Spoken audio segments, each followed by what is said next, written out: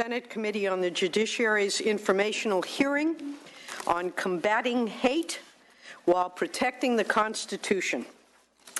And I am delighted to see you here. My colleagues, thank you very much for coming. A particular shout out to my judiciary staff for putting in a tremendous amount of time and thought as we work to select a group to come before us and testify. This is the first of 3 hearings that will be taking place at the request of the President Pro Tem of the Senate in addressing this very serious but very important issue. And we will be proceeding. I am going to try to keep us on time. There's a hard stop at 12:30. I have another appointment that I was unable to move, another commitment, and I think in the next 3.5 hours we should have a robust but civil and respectful conversation about an issue that is critically important, particularly to the members of this committee.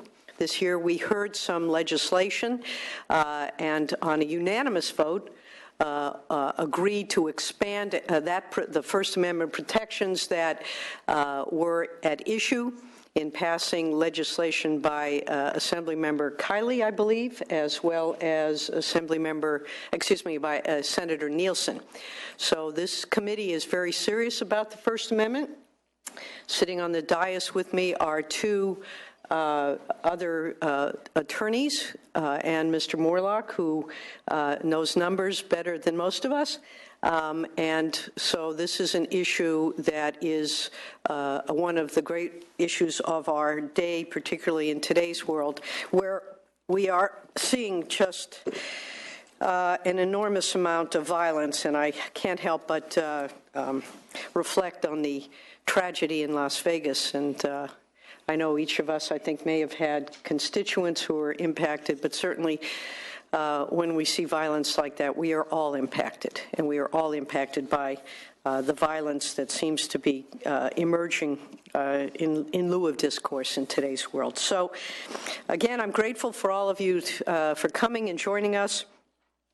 On the evening of August 11th, 2017, as part of events associated with a Unite the Right rally in Charlottesville, Virginia, hundreds of avowed neo-Nazis and white supremacists carrying tiki torches marched through the campus of the University of Virginia, where they clashed with counter-protesters. The next morning, even larger groups of neo-Nazis, white supremacists, and counter-protesters converged on Emancipation Park, where there was the site of a controversy as to whether or not to remove a prominent statue of Confederate General Robert E. Lee.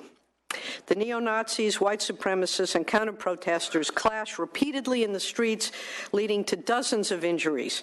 Then, in the early afternoon, a tragedy of great proportion occurred when a lone man driving a car ran into a crowd of counter-protesters, wounding 19 of them and killing one 30-year-old woman.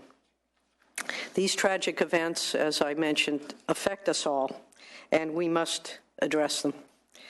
Racism, bigotry, homophobia, misogyny, xenophobia, in short, hate, undermine our collective humanity. And the fundamental values of our country run contrary to that level of hate.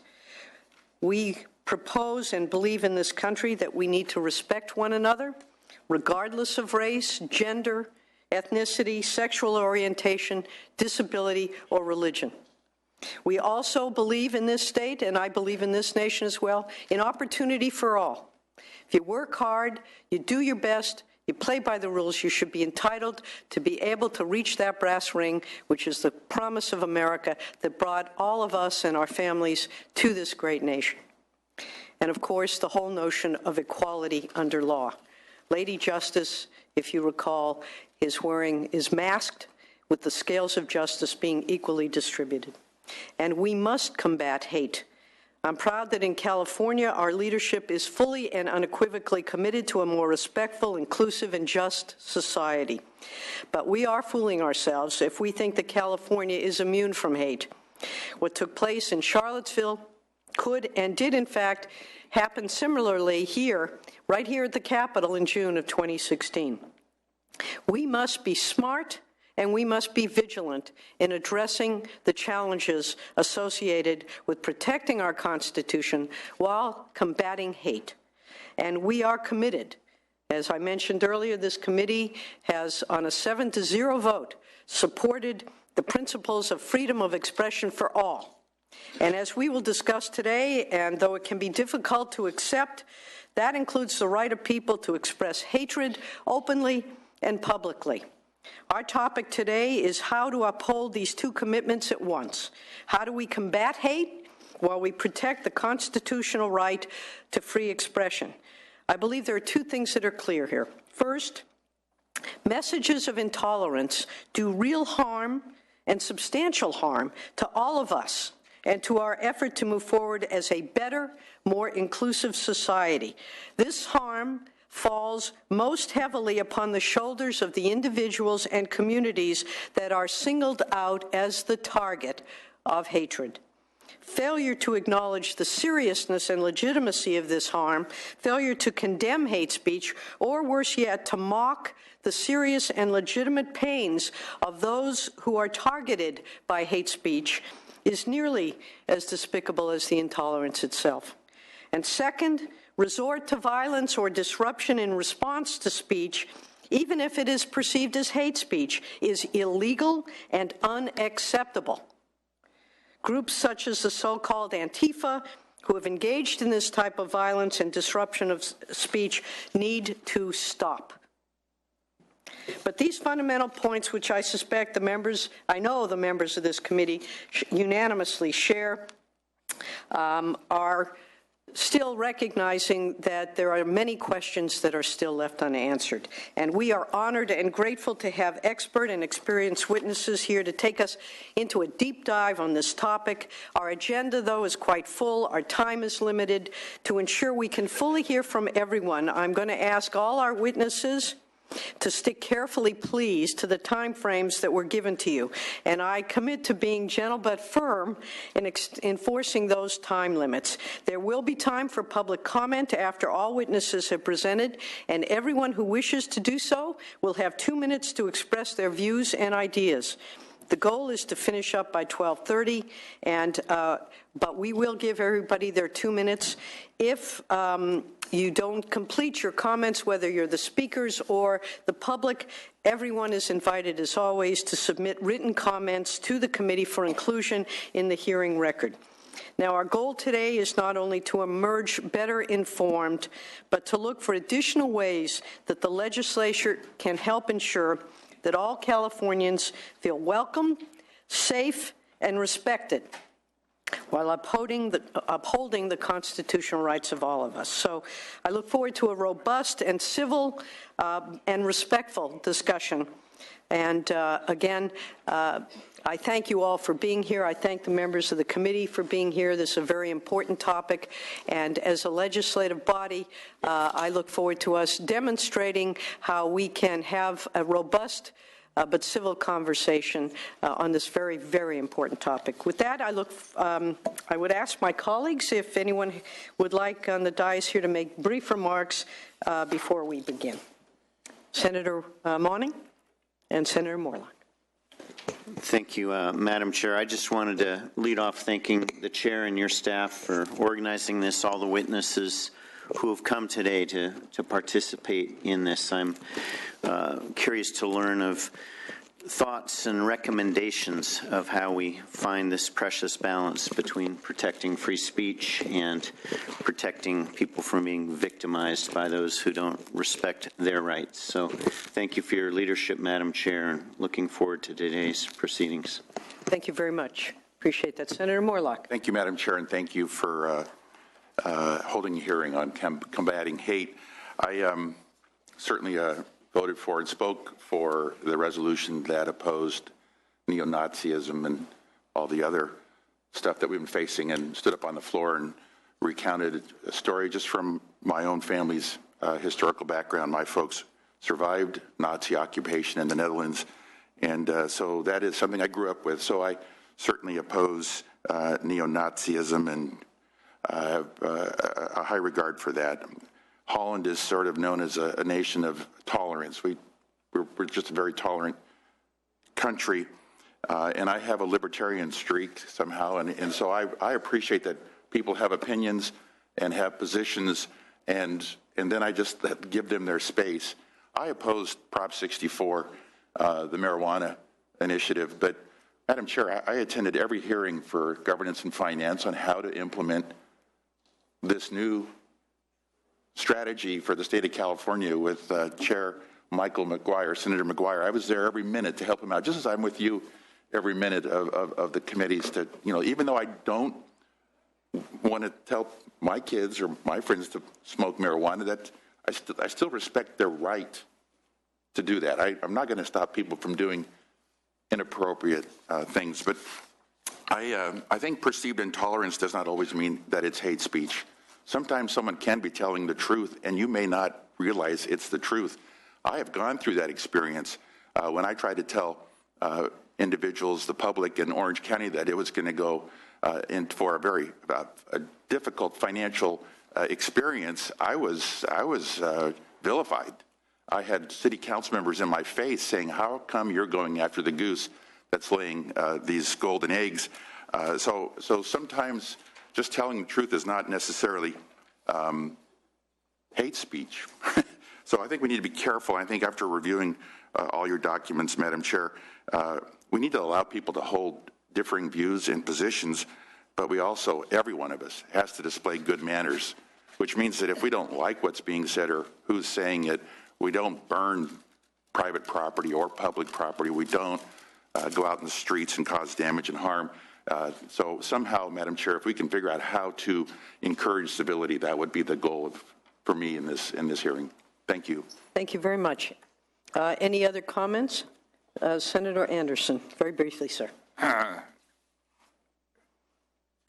I would like to point out that our colleague had invited Ben Shapiro to be here because I guess he was in the neighborhood at the time, or he's up here on business.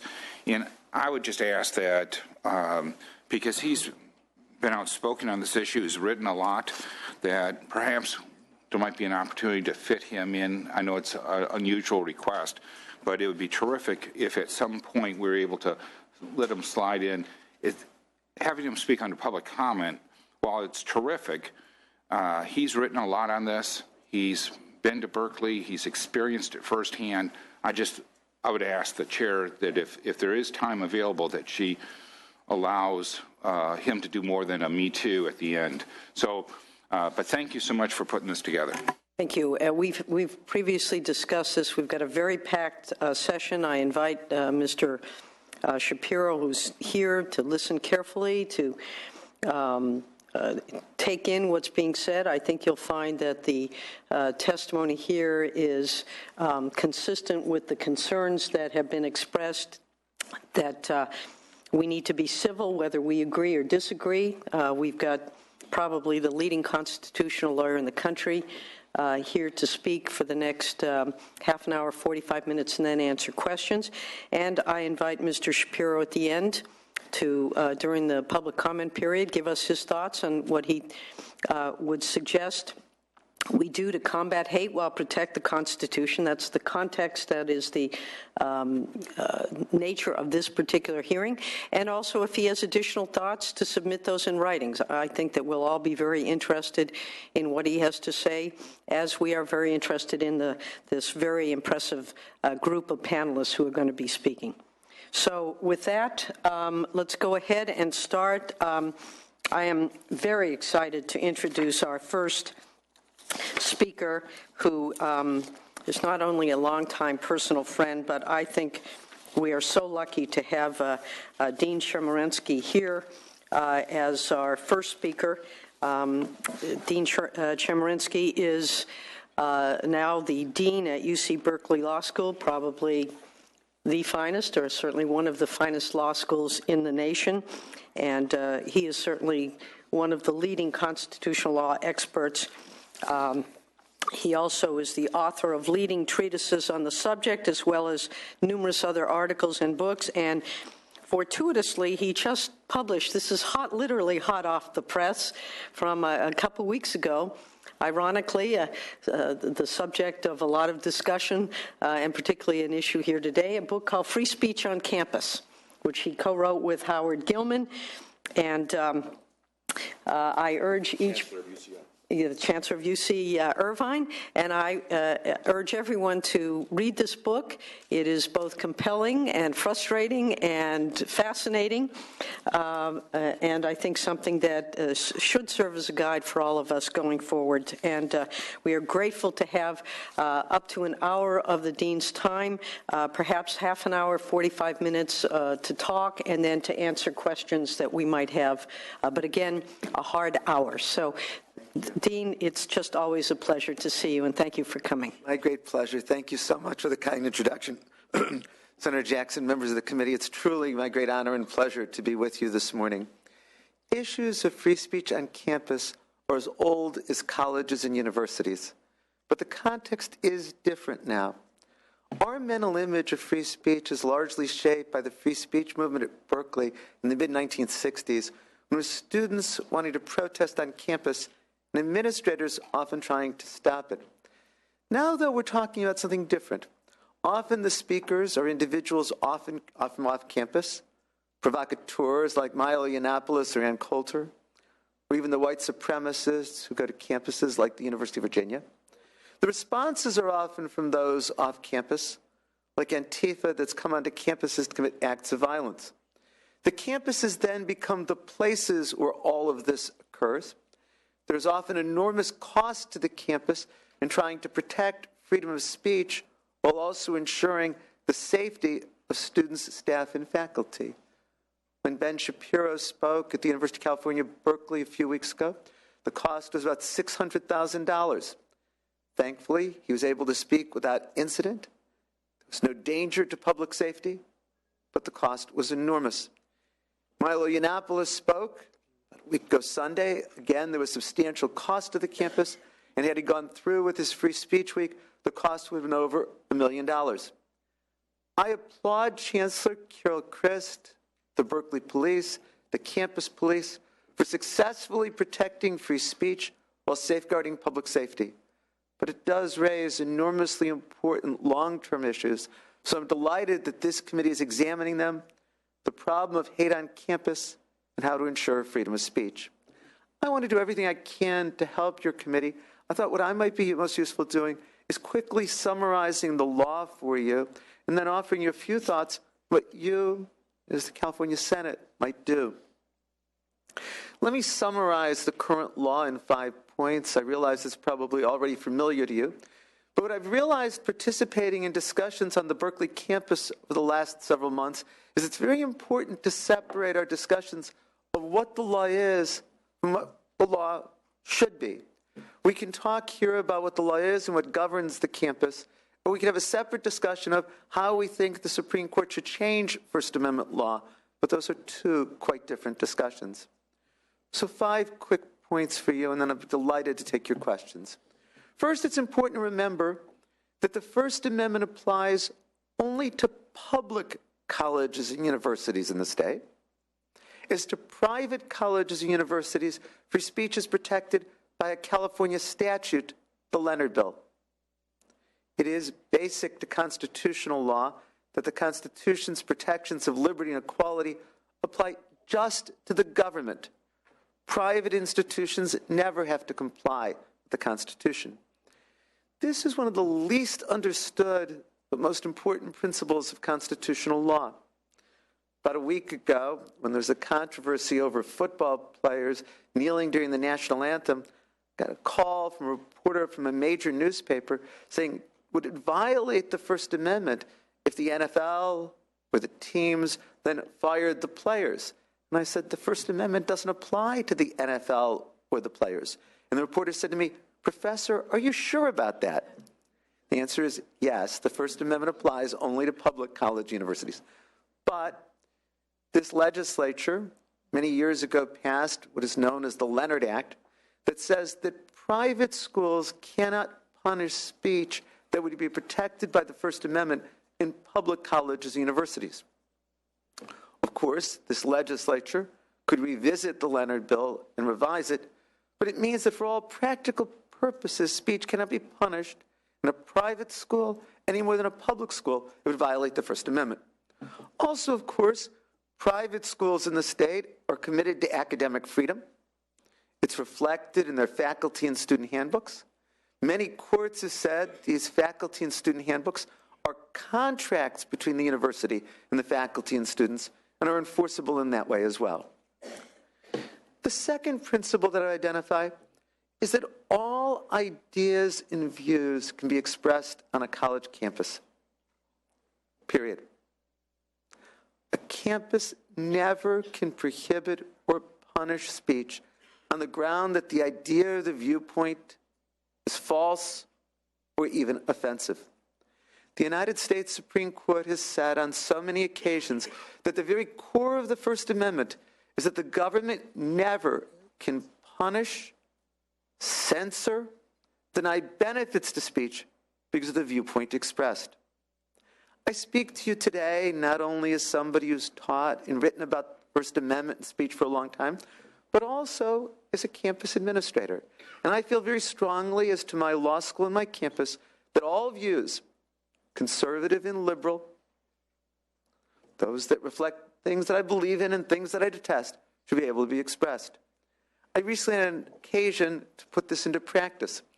Last Thursday morning, the Jewish law students at Berkeley Law School got in touch with me that Harvard law professor Alan Dershowitz wanted to speak on campus, but there was difficulty in finding a room.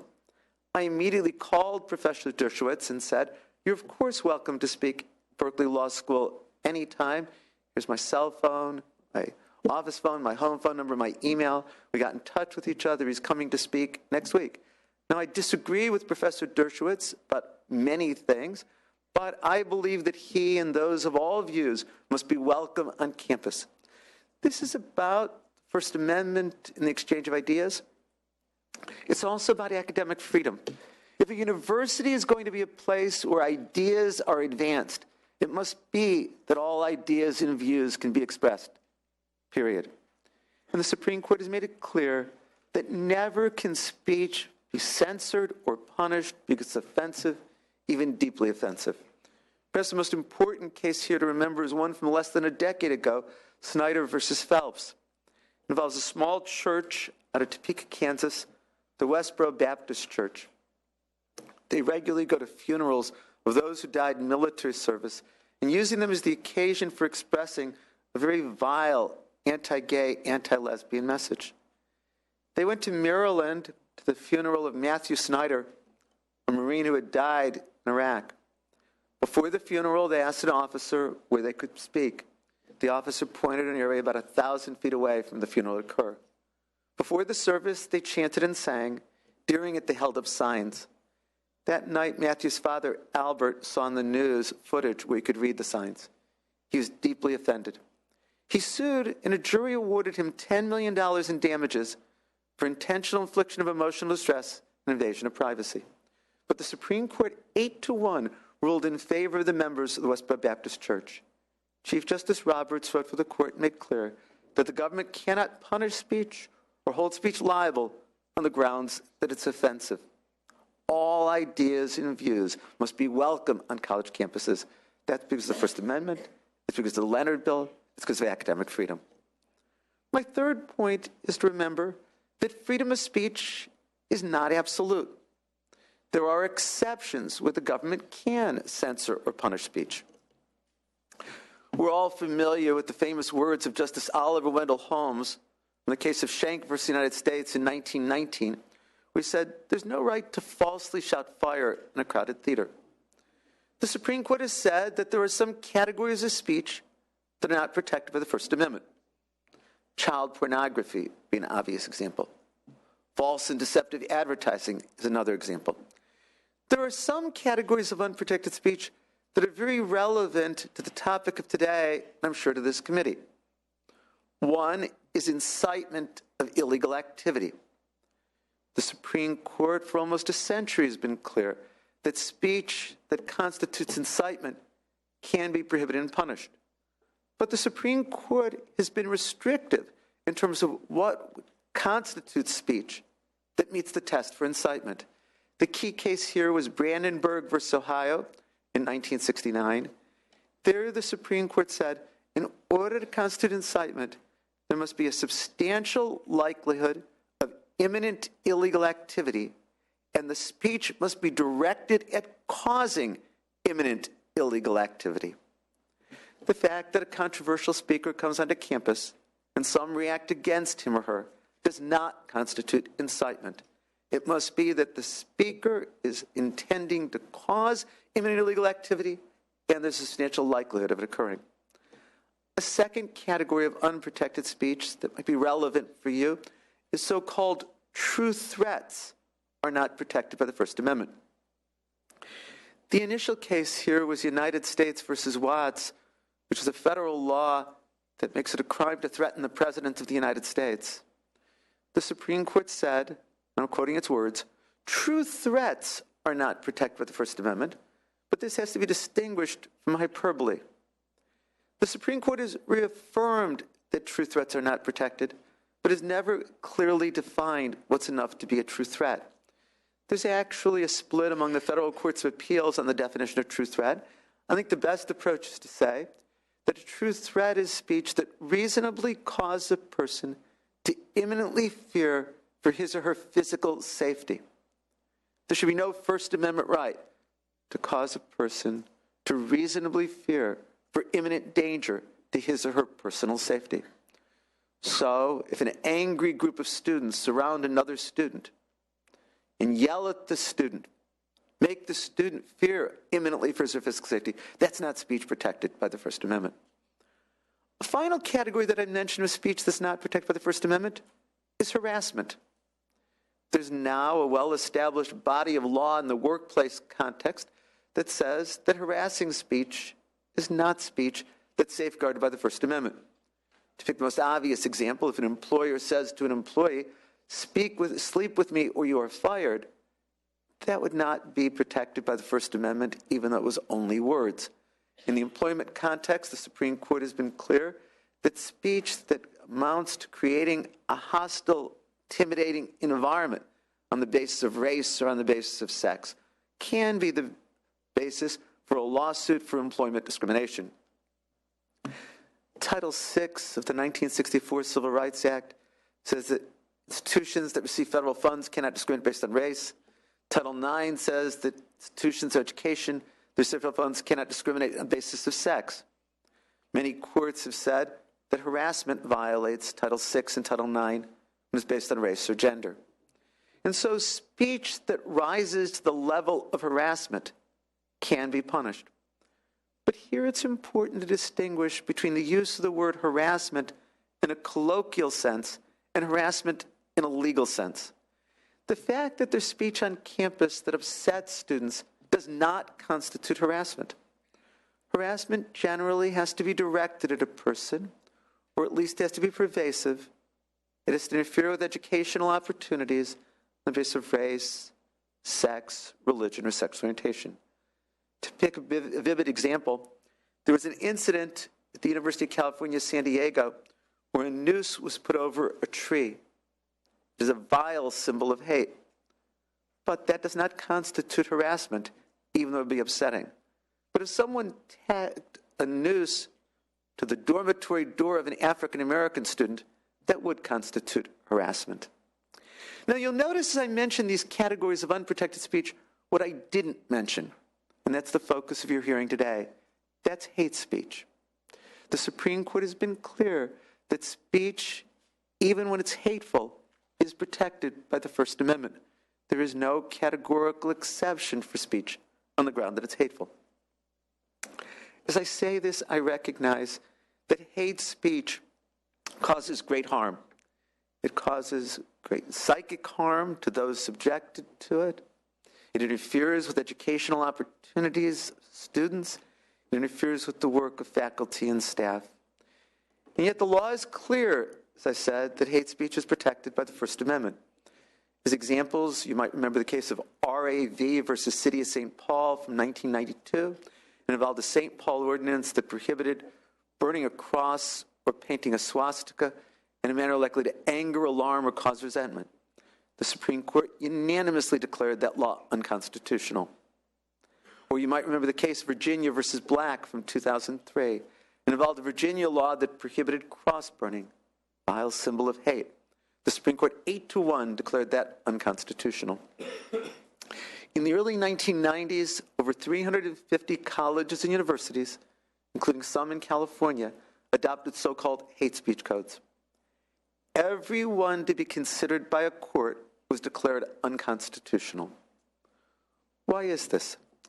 Well, some of it is the impossibility of trying to define hate speech in a way that's not unconstitutionally vague and overbroad.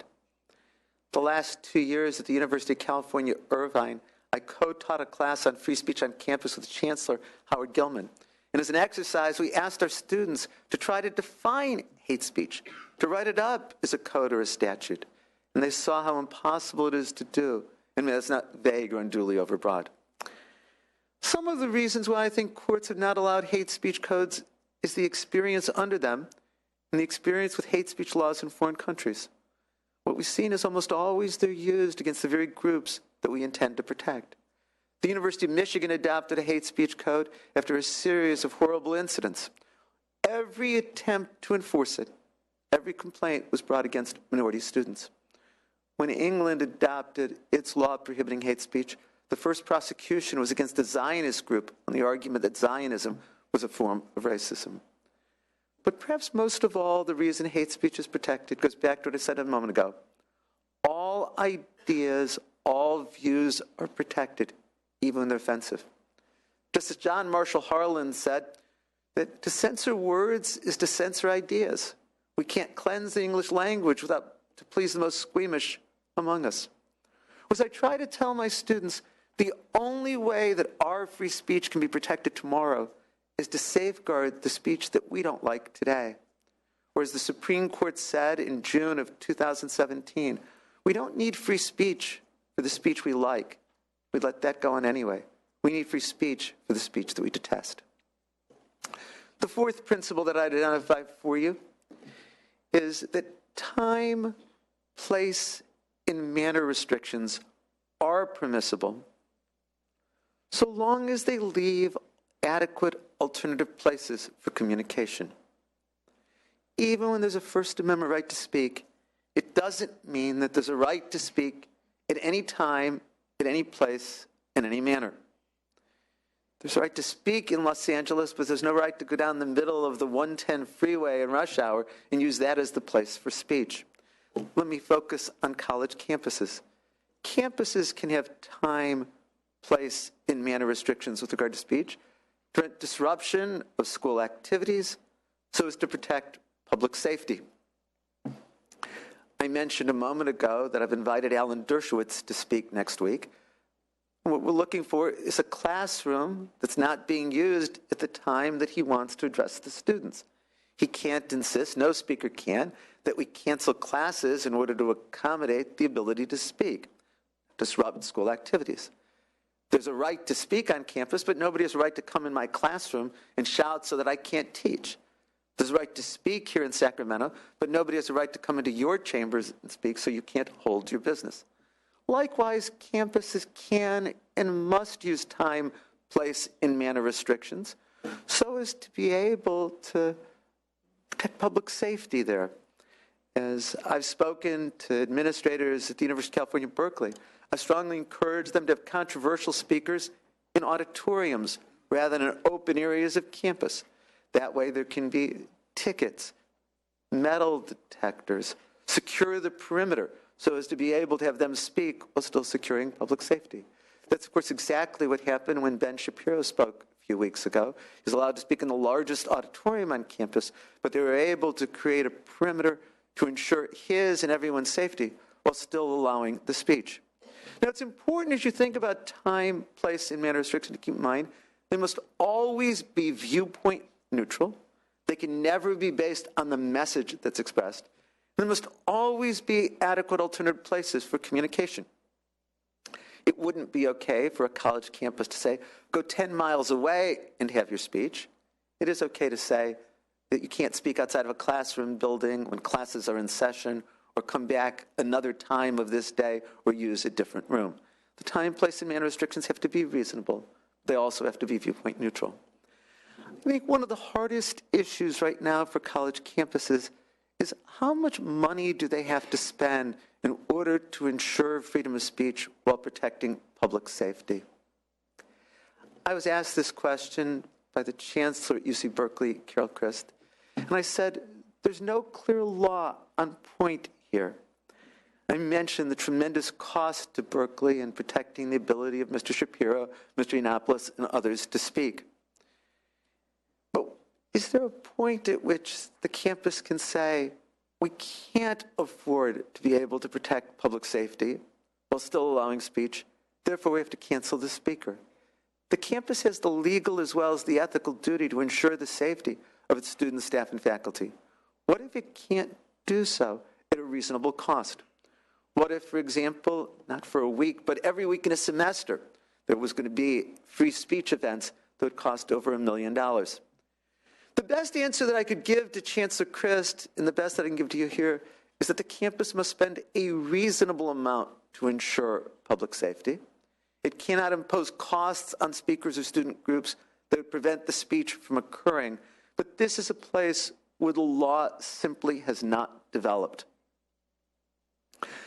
My fifth and final point is that campus officials have important tools with regard to dealing with free speech on campus while also ensuring an inclusive learning environment. I think it is the obligation of campuses not only to protect free speech, but make sure that there is an inclusive learning environment for all students. One of the most important tools that campus officials have is their right to free speech. It was also Justice Oliver Wendell Holmes who said that the best remedy for the speech that we don't like is more speech. And I have seen on many occasions campus officials using their right to more speech as a counter to hate on campus. There was an incident many years ago when I was a professor at the University of Southern California where somebody wrote a very vile anti-gay epithet on a board. Rather than try to figure out who wrote it and punish the student, the then dean of the law school, Scott Bice, put a letter in every student and faculty mailbox, that tells you how long ago it was, condemning the hate speech and talking about how important it is that we be a community that's inclusive of all. Last year, I participated in a program put on by the Office of Civil Rights at the Department of Education. And the General Counsel of the University of Mississippi talked about how effective the campus has been in responding to hateful incidents with more speech. Campuses must also engage in educational programs for their students. We've all heard the phrase microaggressions, speech that inflicts injury, often unintentionally. I think it's important that campuses educate students about the kind of speech that's hurtful to others. They shouldn't punish the speech. We all learn from a young age there's certain things that we shouldn't say in public or they're hurtful to others. Students need to be aware of this, and education is important. Campuses need to look for ways to provide safe spaces for all the students, so long as not come about through censoring of speech. I think one of the hardest challenges of campus in this regard, and again, I think it's a matter for this committee and this legislature, is how to deal with the medium of internet when it comes to the speech. The internet may be the most profound tool for free speech since the development of the printing press. It democratizes for everyone the ability to reach a mass audience.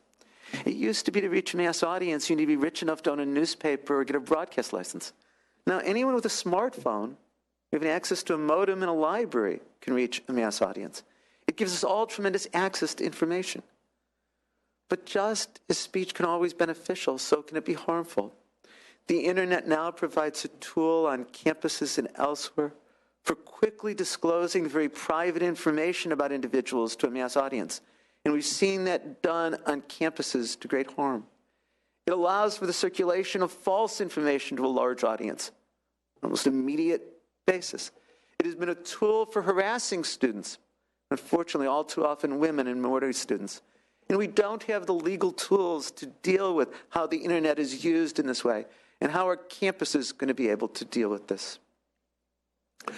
So these are the basic legal principles that I think have to guide you and have to guide campus officials across the state and the country. Senator Jackson asked me some thoughts about things that the legislature might do and that you might consider.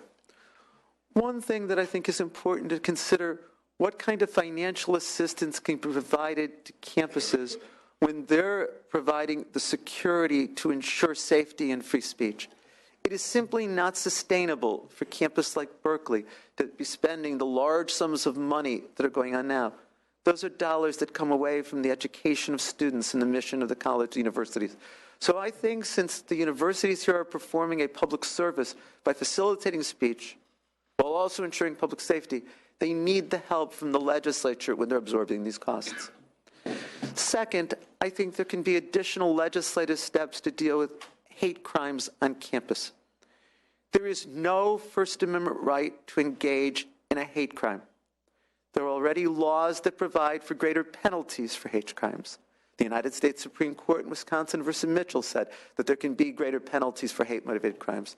I think given the problem of hate crimes on campus, the legislature might want to consider special legislation, specifically with regard to penalties for hate crimes on campus. And third and finally, I would suggest looking at education. One of the things that is of great concern to me is the lack of awareness of current college and university students about the importance of free speech, the history of free speech, and rights of free speech. And I think much more in the way of civic education is truly essential. Likewise, we need to develop better educational programs in combating hate and encouraging tolerance on campus. This is a particularly difficult time for college universities. It's a particularly difficult time for the entire country when it comes to speech. But I also believe that the survival of our democracy, and this isn't hyperbole, requires that we find the way to protect free speech while still combating hate and providing public safety. And so that's why I so applaud this committee for this hearing, and I'll do everything I possibly can to help you. Thank you, Dean. Very, very much appreciate your comments. We do have about 15 minutes for questions from the dais, so we'll start with Senator Monning and go from there. Thank you. Thank you, Madam Chair. Again, Dean Chemerinsky, thank you for sharing the knowledge and the ultimately very complex shades of gray in protecting free speech and First Amendment right and its interpretation in protecting people from violence, etc.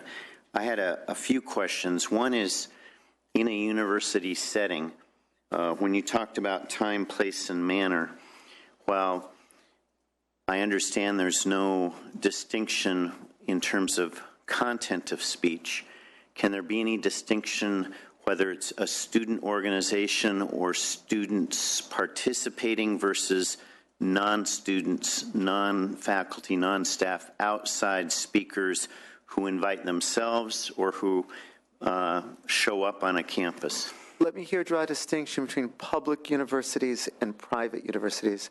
For public universities, the answer to your question is no. Public universities are public property, and as public property, it is accessible for speech. That doesn't mean that every place at all times is accessible for speech, but it cannot exclude those from outside the campus. Also, what usually happens is student groups or faculty members will invite the outside speakers, and it then blurs that distinction. For private schools, it's different because it is private property, and the ability to use private property for speech is different than the ability to use public property, keeping in mind that when it comes to punishing students, faculty, or staff, private college universities cannot punish that which would be speech protected by the First Amendment. Thank you. And Berkeley, of course, is synonymous with the free speech movement of the 60s, establishing the right for that public speech at a public university. When I was at Berkeley, late 60s, early 70s, there was something called the Mulford Act that allowed the university to ban people from campus summarily for up to 2 weeks without a due process hearing based on the prospective threat of disrupting university activities. Do you know if that is still the law of the state of California? I don't think so, and I think if it is, it's unconstitutional under current free speech law. It's also unwise. Now, that doesn't mean that campuses can't take actions to ensure public safety. They must do so. But that kind of a prior restraint would not be constitutional. As I said, I think that Chancellor Carol Christ did a terrific job of trying to ensure free speech over the last few weeks while still protecting public safety. Thank you. And at the risk of revealing too much, I was the subject of a Mulford Act ban based on anti-war activities that were peaceful in nature, and there was no right to a due process hearing. I was a tuition-paying student who was banned from my own campus. And if I had been a lawyer, then I would have gladly represented you in challenging that. And we did have a lot of volunteers step up to help us on that. To our present situation, and you provided, I think, a very helpful distinction between some of the exceptions to protected speech that create an immediate or imminent threat of violence. But in your final comments about hate speech, where does hate speech cross the line between protected speech versus speech? I think you gave the example of the noose hanging from a tree versus the noose hung on a student's dorm room.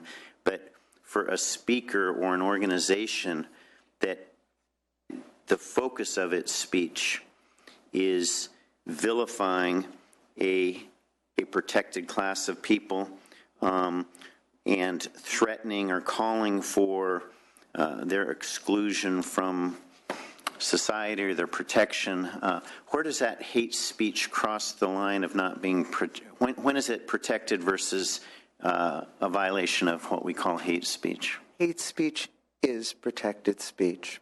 Let me give you a couple of examples and then answer your question directly. In the late 1970s, early 1980s, you might remember the Nazi Party wanted to march in Skokie, Illinois, a predominantly Jewish suburb of Chicago with a large number of Holocaust survivors. Skokie tried to prevent it directly or charge them a large amount of money. Every court to rule declared the efforts of Skokie unconstitutional and said that the Nazis had the right to march in Skokie. Hate speech is protected speech. Or to take a recent example, the events in Charlottesville, Virginia, that Senator Jackson mentioned. If you read the signs, they're among the most vile things I've seen. And I will quote one sign directly. It said, "Kikes belong in the oven." It felt to me like a punch in the stomach, but they have the right to say that. When does it become unprotected? If it meets the test for incitement, has to be a substantial likelihood of imminent illegal activity and directed at causing illegal activity. If it amounts to a true threat, causing a person to reasonably fear for his or her imminent physical safety, or if it amounts to the level of harassment, likely being directed at a person or at least so pervasive as to interfere with educational opportunities based on race, sex, religion, sexual orientation. It would have to meet one of those tests. And we can certainly talk about those tests, and there's gray areas of the application, but it's a general matter, whether we like it or not under current law. Hate speech is protected speech. But when it does cross that line, it's more often than not going to be real time. A speaker says, let's get those people who are here today, follow me, let's get them, inciting violence, calling for violence. But that requires a real-time assessment of whether that microphone needs to be unplugged or not. The law generally believes the way we deal with that is prosecuting and punishing people after the fact. That the Supreme Court has also said one of the core principles of the First Amendment is we try not to prevent, or the First Amendment doesn't allow us to prevent speech in advance. Right. That's called prior restraints. Right. And Senator, I might indicate that we're going to have that discussion. We do have panelists who will be addressing that very specific point you've just raised. Thank you. And just a final question, if I might. Well, on the prior restraint, there was a classic gathering in Bakersfield, California with Bobby Kennedy and the United Farm Workers when the sheriff in Kern County was arresting farm workers before they arrived at what was considered to be an illegal picket line because he knew they were driving to break the law. Bobby Kennedy encouraged him to read the Constitution during the lunch break at the hearing. My final question does go to the cost to public institutions. What if you had a budget that said, we have $5 million to provide security for the free speech rights of of any speaker. We've exhausted that $5 million budget. Is it, in your conversation with the chancellor, is it your view that this is an open checkbook, that to protect free speech, if you exceed that $5 million budgetary line, are you compelled as a public institution to find the money wherever you can? The law is unclear here. There simply are not yet cases in terms of how much does a campus have to do. Would it be $5 million? Would it be $10 million? But we also have to think back. You mentioned the anti-war protests. What if the campus said in the 1960s that we can't have the anti-war protests because they cost us money in terms of police or in terms of cleanup? We would have said, of course you have to spend money. Or what if it was a Southern university in the early 1960s saying we can't have the civil rights protests here because we can't afford the costs? Obviously, there is a burden in terms of having to absorb the costs in order to protect speech. But where the line is drawn, how much, no one can tell you that because the cases just haven't been there yet. Thank you. Thank you, Madam Chair. Thank you. Senator Moorlach, we've got about 5 minutes. Great, I'll take 8. Good to see you again. No, you won't. Irwin. Sorry, Mom. But my mother said to me that when you were bullied or you had someone in your face, you need to learn to ignore it. And if you ignore this issue, then maybe they'll just die out. But here at the Capitol, we had neo-Nazis show up, and we had others show up, and it was a fist brawl. And I know we have public safety coming up later, but we're seeing left-wing groups now more than ever, at least I am. I was just observing Occupy, Antifa, anarchist groups. And so where's the outrage of their display of hate to react to their perception of hate? Violence is always unacceptable. It doesn't matter if it's in the left or the right. Hate is always unacceptable. It's the left or the right. So in that sense, and I hope you and all the members of the committee will express outrage that there should never be a right to disrupt a speaker by violence or any other way. Because otherwise, then there really is no free speech, because we can always silence those we don't like just by threatening or engaging in violence against them. Thank you. I'll yield the rest of my time. Thank you so much. Senator Stern. Thank you, Madam Chair, and thank you, Dean Chemerinsky, for coming out. I do agree with the remarks of the chair to start up. I don't know if you are the chair, but the finest legal institution in the nation as a Bolt grad, I would have to side with that assessment. I wanted to first just make an observation. I had 2 quick questions then. One is, I actually find it incredibly fitting that you're here today with Mr. Shapiro. I wanted to applaud both you and him, actually, as well as primarily Chancellor Christ, for handling that event with appropriate security. But you're looking at someone who has actually attracted an excessive amount of anti-Semitic backlash for their views which I vehemently disagree with, and would love to invite Mr. Shapiro back up to Sacramento at the appropriate time to debate the substance of his views on anything from the existence of global climate change to the non-existence of a militant homosexual agenda in this country. But I think the point here today is that the substance aside, the process matters, and you conducted that process admirably. I did, in that same vein, though, we talked a little bit about the sort of analogies between tort law and constitutional law on this subject, and the notion that the actual causation or the intent to cause, or the substantial likelihood and an intent to cause violence is sort of that limit within speech. I wanted you to just deal specifically with the Charlottesville incident and explain to us why the driver who murdered so many people, there's not a causal link or some kind of nexus where, say in the future, if a march were held with those same intentions, say on social media people were organizing and references were made to Charlottesville, even potentially applauding it, allusions to it, how to sort of in advance without prior restraint draw some of those lines to prevent acts of what I think can be fairly argued are domestic terrorism.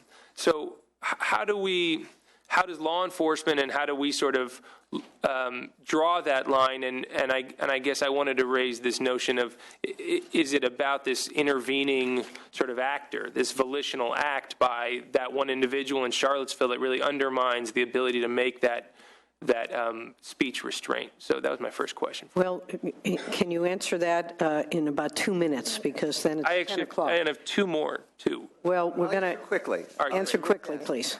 Let me try to do this real quick so I can get to those questions before we run out of time. The law has long drawn a distinction between speech and action. The speakers in Charlottesville from the white supremacist group were vile, but that's quite different than the act of driving a car. That's an act of domestic terrorism. I don't think any court would find it was the speakers that caused that. It was, to use your words, the volitional act of the driver, and that would be in the eyes of the law. Got it. So on that same note, in tort law, when even that intervening volitional actor, there's a famous case of a drunk driver driving on a set of Goodyear tires, that the tires themselves are faulty, and that actor may have been drunk while driving the car, but ultimately the manufacturer for creating faulty tires is liable. But in that same sense, so the victims, in other words, are not on the hook, that ultimately there is some sort of liability upstream. But in speech, we have a campus like UC Berkeley that is straining itself to make sure the costs of tuition are affordable, make sure the campuses are vibrant and hiring top talent and professors and doing research, and yet we're expending millions of dollars to sort of do something that accommodate a speech activity that they didn't themselves cause. So in terms of how to sort of architect a broader framework to defray or assess those costs, not necessarily on the campus, but are there any constitutional limits on assessing, say, a broader free speech fee on all of society that actually benefits from that activity, or any sort of, has any precedent for that kind of sort of insurance policy or ability to defray costs on a campus? I think you've raised a... And excuse me, I want to interrupt that. It was just pointed out to me by my staff that actually we have till 10:15, so you don't have to rush your answer. My apologies. If there are any other questions, my bad. Please feel free to go ahead. We have till 10:15. Senator, I think you raise a key question for this moment in time of who should bear the cost.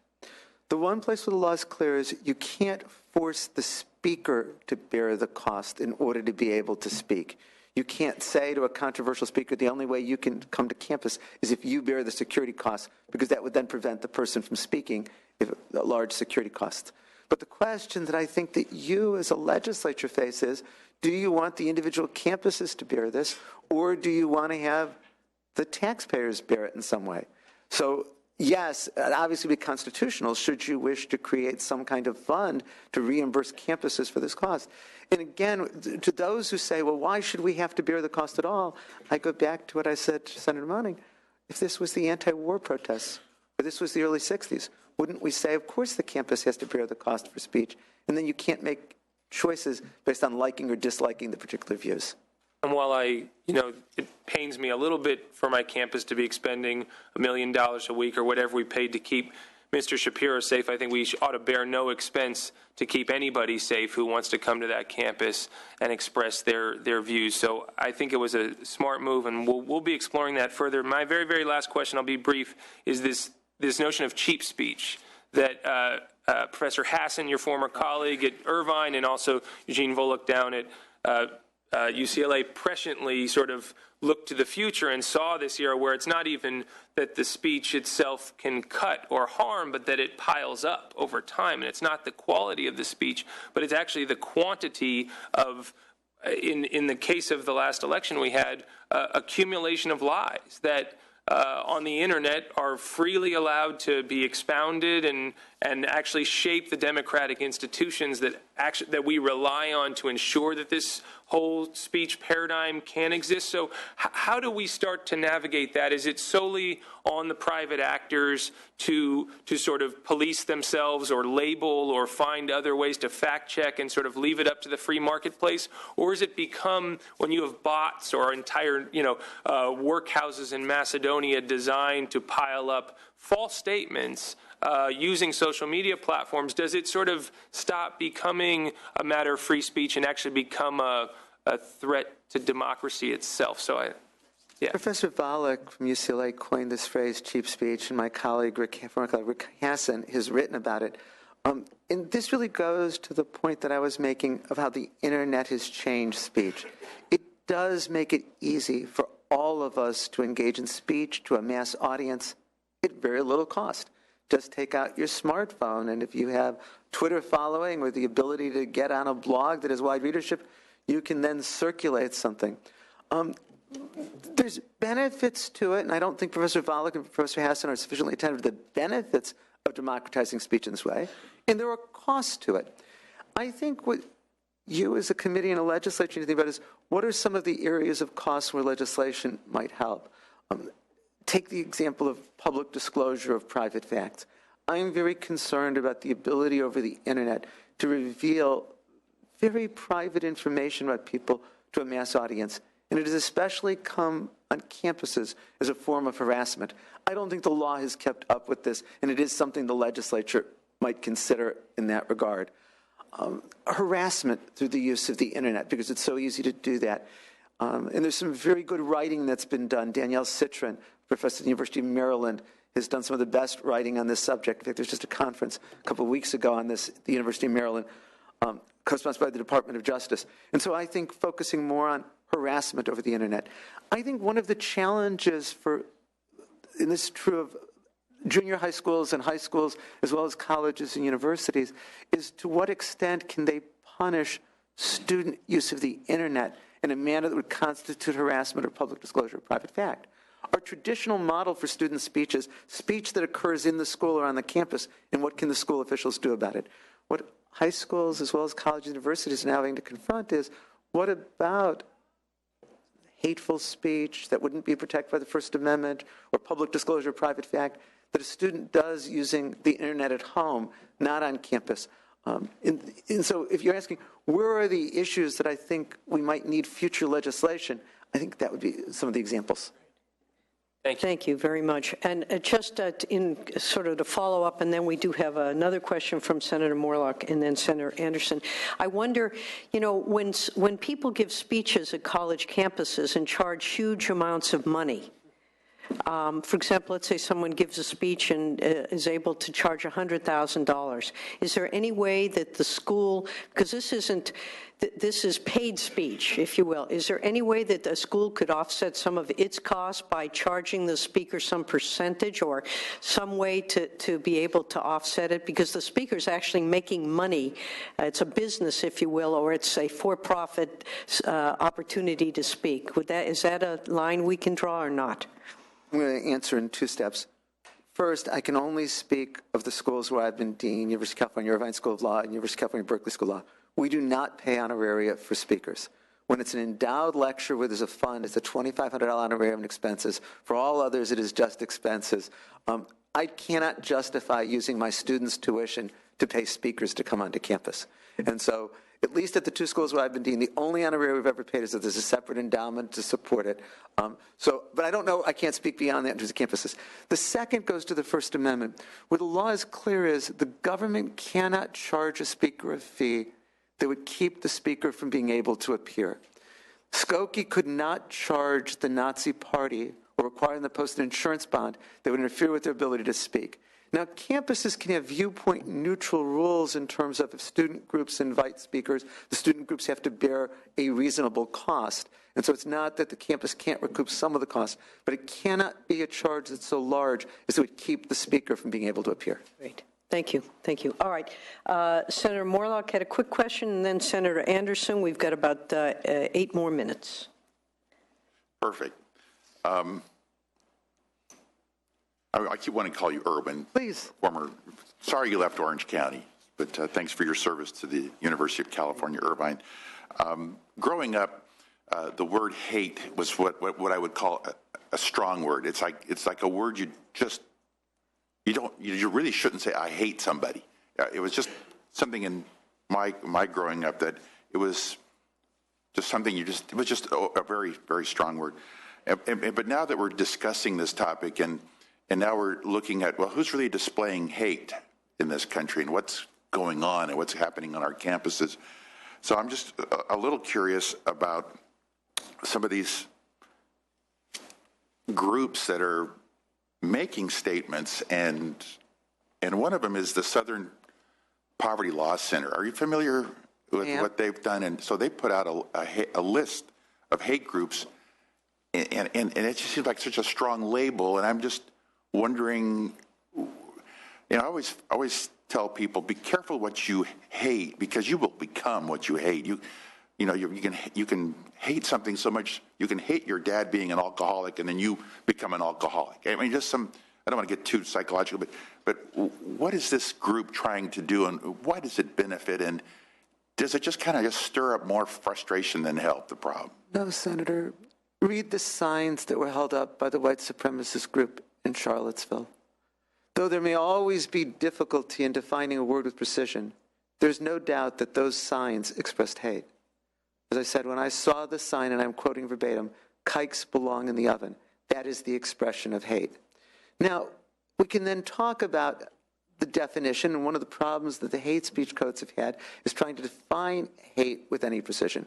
So the University of Michigan hate speech code that I mentioned defined hate speech as that which stigmatizes or demeans on the basis of race, sex, religion, or sexual orientation.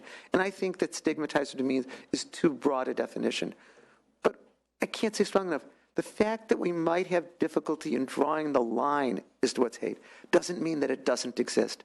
It clearly does, and we should all condemn the hate speech, whether we're liberal or conservative, Democrat or Republican. That's why I appreciate the exercise that you give to your students, along with Howard Gilman, to say, okay, you write the law. And I think you've made a great point there, and I appreciate that. And thanks for coming. Thank you, Madam Chair. Thank you. Senator Anderson. I really appreciate all your remarks. I'll just start off by saying that when I was on college campus, I didn't have a lot of money into my books and studies. And so whenever a speaker came on campus, I always enjoyed going. And the diversity of speakers, I think, helped enlighten me. I think the problem with the internet, from my view, is too often we go to websites we like. We're not in the business of going to websites we don't like, and yet we're not exposed to the whole world and have a broader view and a better understanding of the world when we hear from all walks of life. So I think it's really important that these speakers make it to our campuses.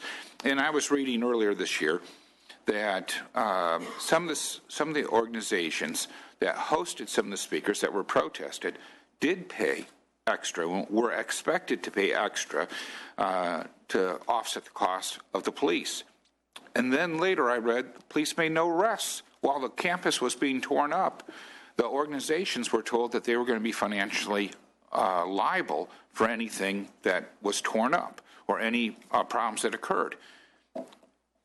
That allows groups to just merely threaten the protest to keep free speech off the campus. And you had touched upon it, but I'd like for you to go a little deeper into it, because I think this is a really crucial issue. And I also question, when we have free speech on the campus, I'm thinking it's for the students. And to have protesters who, if you're wearing a mask, how do we even know that you're a student? You know, it's one thing to come and protest if you're there and you're a student and you protest peacefully, but to come with masks and billy clubs to create havoc is the worst. I mean, all it reminds me of is Nazi Germany as they were rampaging through the streets. So if you wouldn't mind addressing that in a little more detail and how we can prevent that, because to lose free speech on our campuses, I think, creates more hate than, because I think that when you're exposed to hate, a lot of times you can't believe that another person would would say such vile things as you described in that one poster. I agree with everything you said. Let me break down your question into three parts. First, absolutely you're right that college, university have to be places where speakers of all viewpoints, all ideologies are present. Second, as I said to Senator Jackson, campuses can charge student groups when they bring speakers on campus, so long as the charges are viewpoint neutral and so long as they do not interfere with the ability to have the speakers come onto campus. This has long been true. Generally on campuses, groups get student activity fee money, and if they're going to bring a speaker on campus, they have to pay for some of the costs of that speaker. But it cannot be a charge that would be so great as to keep the speakers from being able to appear. Now, there's no precise line of how much you can charge or not charge. It's always going to be a question of, it can be a reasonable charge so long as it's viewpoint neutral. The third part of your question went to the ability to speak with masks or to have billy clubs. Let me deal with the latter first. There is no First Amendment right to have a weapon at a demonstration on campus.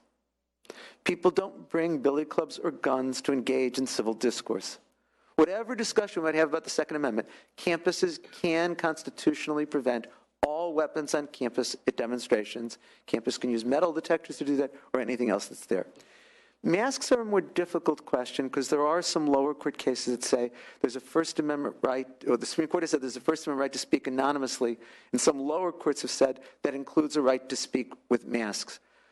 I think in limited circumstances, a city can prevent masks. I understand that Berkeley, for a planned demonstration, said in light of what had occurred last January and February, they, for a limited time, were going to prevent people from wearing masks at the demonstration. I think with that kind of a record, under limited circumstances, be done. But right now, the problem is there are cases that say the right to speak anonymously includes the right to wear a mask. So that's just the law with regard to it. I hope I addressed your question. You prompted a follow-up quick question. Very, very briefly, we've got, I think, one more minute. Okay. What about student IDs? Insisting on that they have to have student IDs so that you don't have hooligans from outside the area coming in with the sole purpose of dominating the school. The campus can have an event that's students, staff, and faculty only and say you need an ID to get into that event. But a campus can't exclude from the public areas at all times the public, because it is public property, but it can't have time, place, and manner restrictions. Okay. Thank you. Thank you. Thank you, Dean. It's always an honor to have you here. Thank you for your statements and your expertise and your intellect and your wisdom.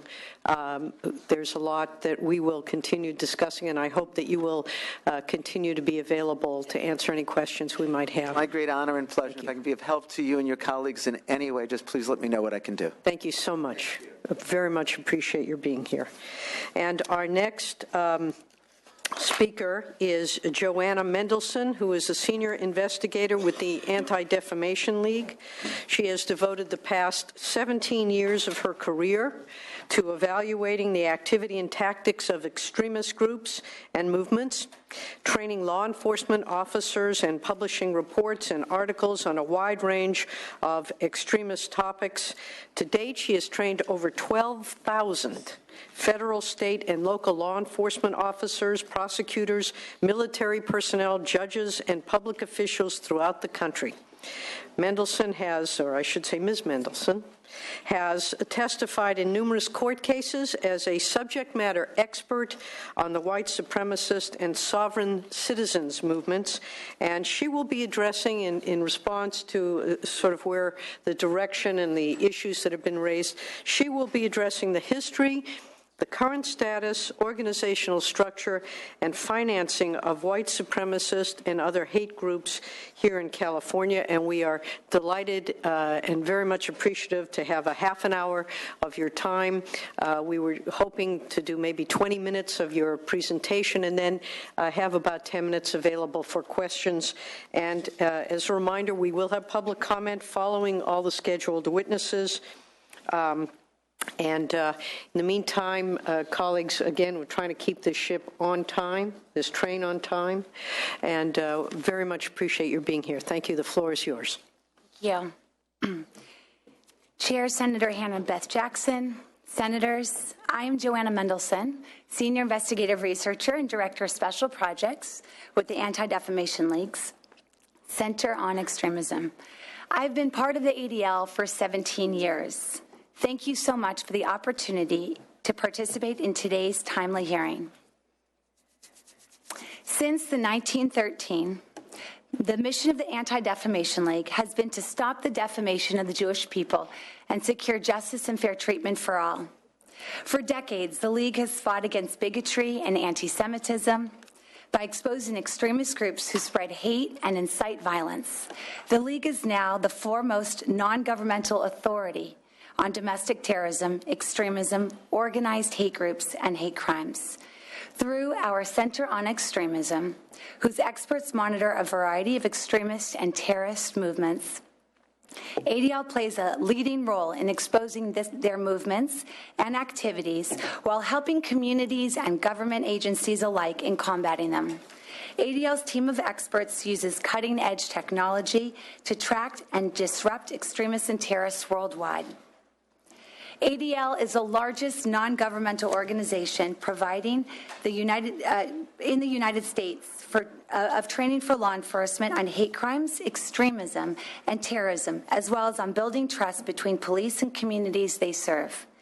Each year, ADL experts deliver customized, in-depth training on these subjects to more than 15,000 federal, state, and local law enforcement personnel to hundreds of agencies nationwide. ADL's dual role as a preeminent civil rights organization and as a strong and trusted partner of law enforcement gives us the credibility to offer a continuum of services that influence the way law enforcement fights hate and interacts with the communities they serve. ADL provides law enforcement with extensive resources, including analytical reports, as well as expertise and actionable intelligence to prevent, disrupt, and respond to those extremists who cross the line from espousing hateful ideologies to committing violent or criminal acts, thus protecting our community. Although we monitor extremist ideologies across the political spectrum, today, we are going to focus on right-wing extremism, in particular, white supremacists. Conversations focused on white supremacy have dominated the public discourse as our country grapples with the emergence of an ideology that has historically lurked in the shadows. Extremists felt emboldened partially by the divisive political rhetoric that gained traction during the 2016 presidential campaign and by xenophobic, anti-Muslim, and misogynistic tropes that emerged in our public sphere. Much of what has been festering for the last 18 months culminated, as we spoke about earlier, with the Unite the Right rally in Charlottesville this past August. This event was significant for a number of reasons. First, the hate was both unmasked and unleashed, as unabashed racists marched in broad daylight. Second, anti-Semitism was front and center at this rally. Prior to Charlottesville, white supremacists fixated on issues of immigration, refugees, and Islam. However, these themes were not the focus of Charlottesville. Rather, marchers shouted Heil Hitler, declared Jews as Satan's children, and chanted the refrain of Jews will not replace us. Third, Charlottesville was the largest public gathering of white supremacists in at least a decade, and the attendees showcased a remarkable cohesion amongst a broad cross-section of the white supremacist movement. While it was organized by those aligned with the alt-right, it was very much a big tent event, drawing together divergent racist organizations and individuals that historically do not collaborate. Whatever disparities existed among ideologies and uniforms, the white supremacists saw this as an opportunity to come together very publicly to voice their beliefs on a national stage. The alt-right movement successfully activated participants from over 30 states, including our own great state of California. Additionally, this rally drew many white supremacists who never actively participated in the movement in any such way prior. Over the past 10 years, from 2007 to 2016, domestic extremists of all kinds have killed at least 372 people in the United States.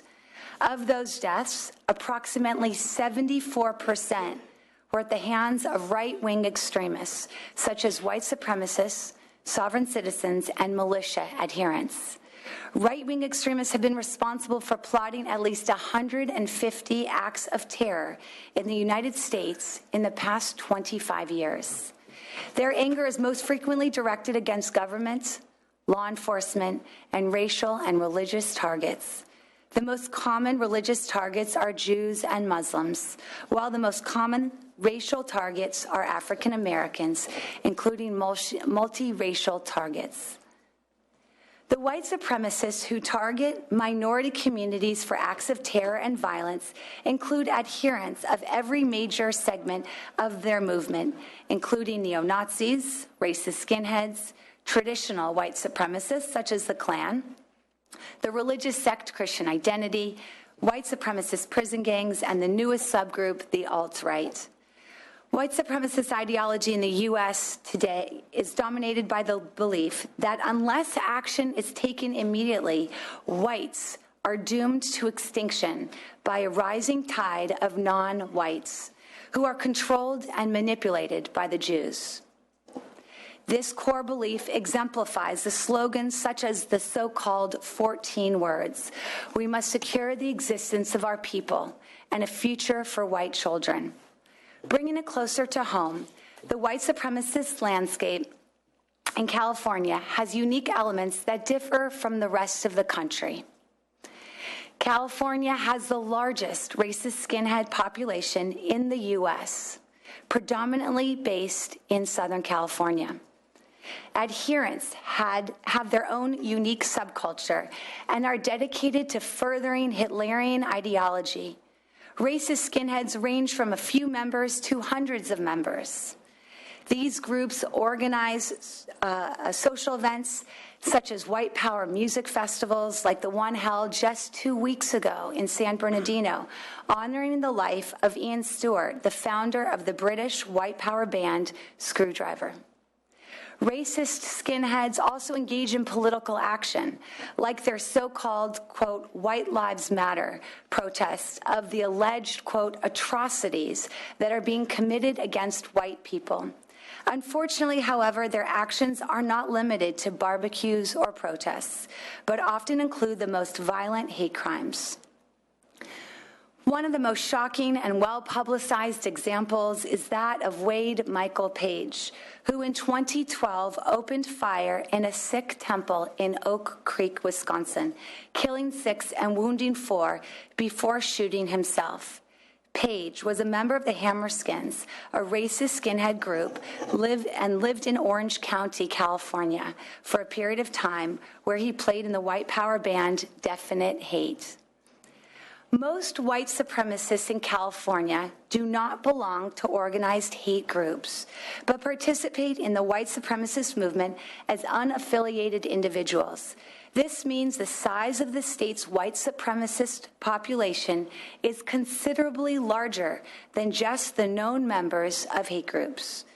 The counties with the heaviest concentrations of white supremacist activity include the Inland Empire, Riverside and San Bernardino, Antelope Valley, Lancaster and Palmdale, Ventura County, Orange County, San Diego, as well as the region within the Highway 99 corridor from Fresno to Sacramento. California has the most developed white supremacist gang environment in the country. Ideology amongst affiliates is often tangential to their financial and criminal enterprises.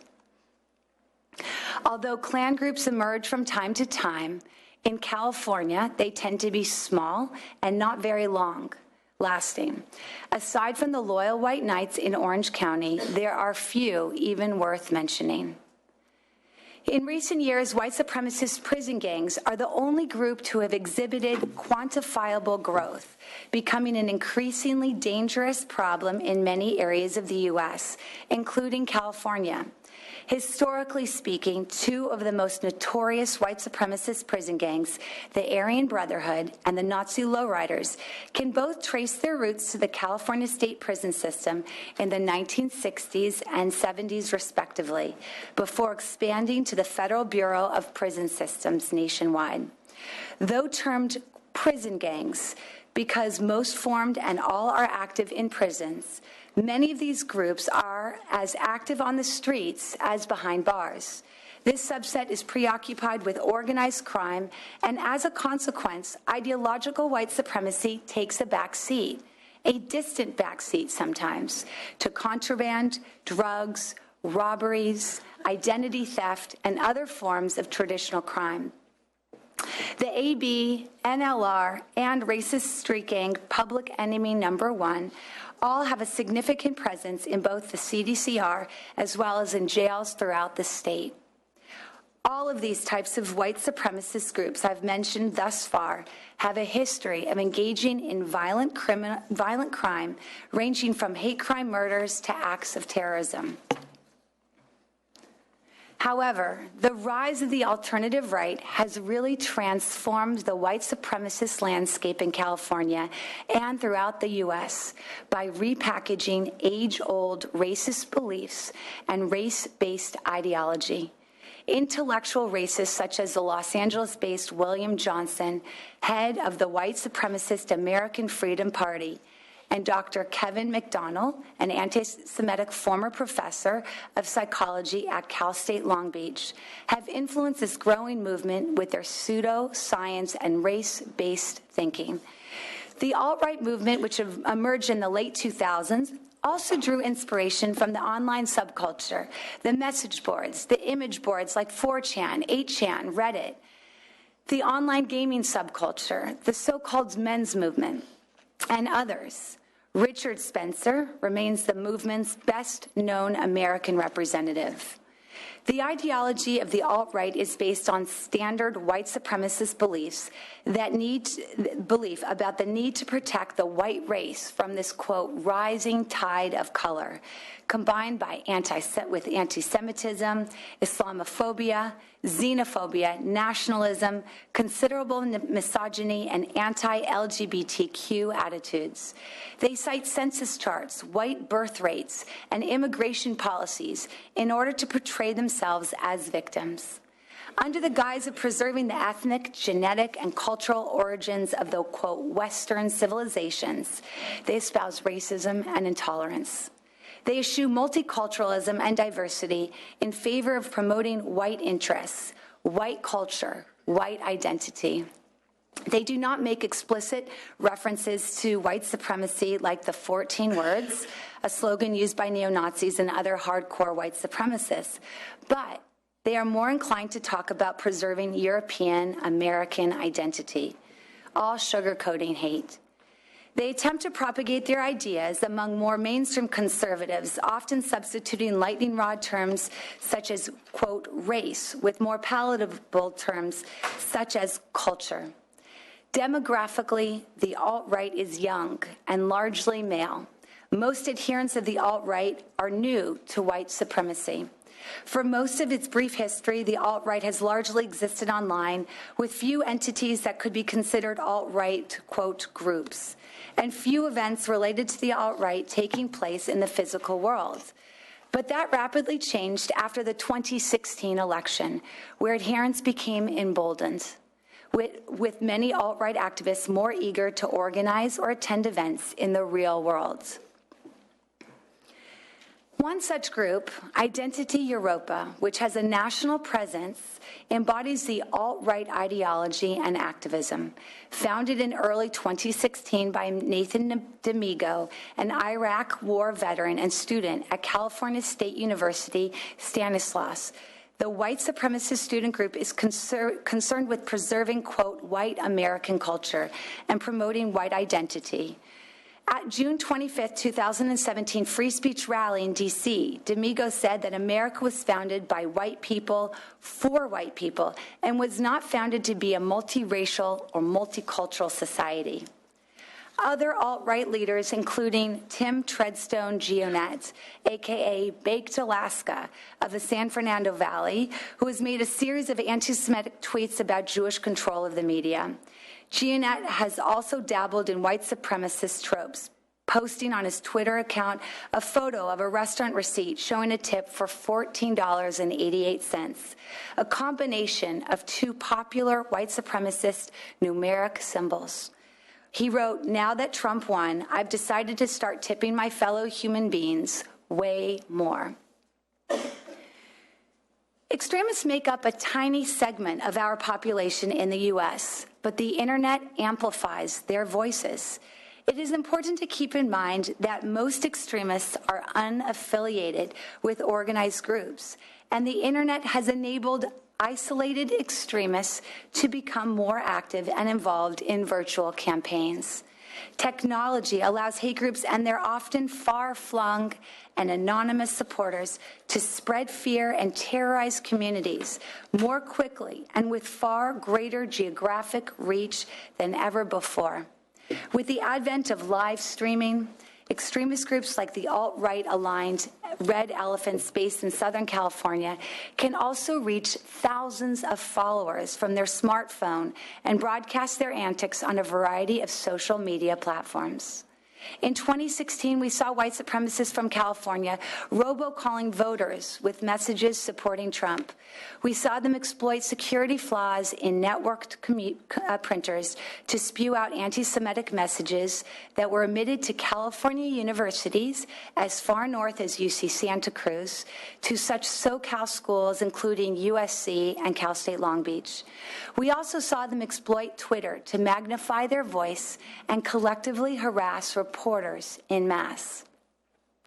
The impact of these online tactics are evident here in California, as users of Daily Stormer website posted personal details of Erin Schroed, a Jewish woman running for Congress in California, who became the target of an extensive and ongoing campaign of anti-Semitic harassment, daily death threats, and Holocaust-related vitriol last year.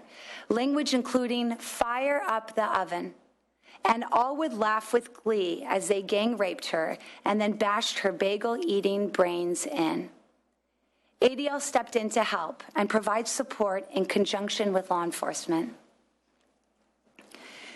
ADL has documented that white supremacists, assisted by the greater reach provided by the internet, are increasingly engaging in unprecedented outreach efforts to American college campuses.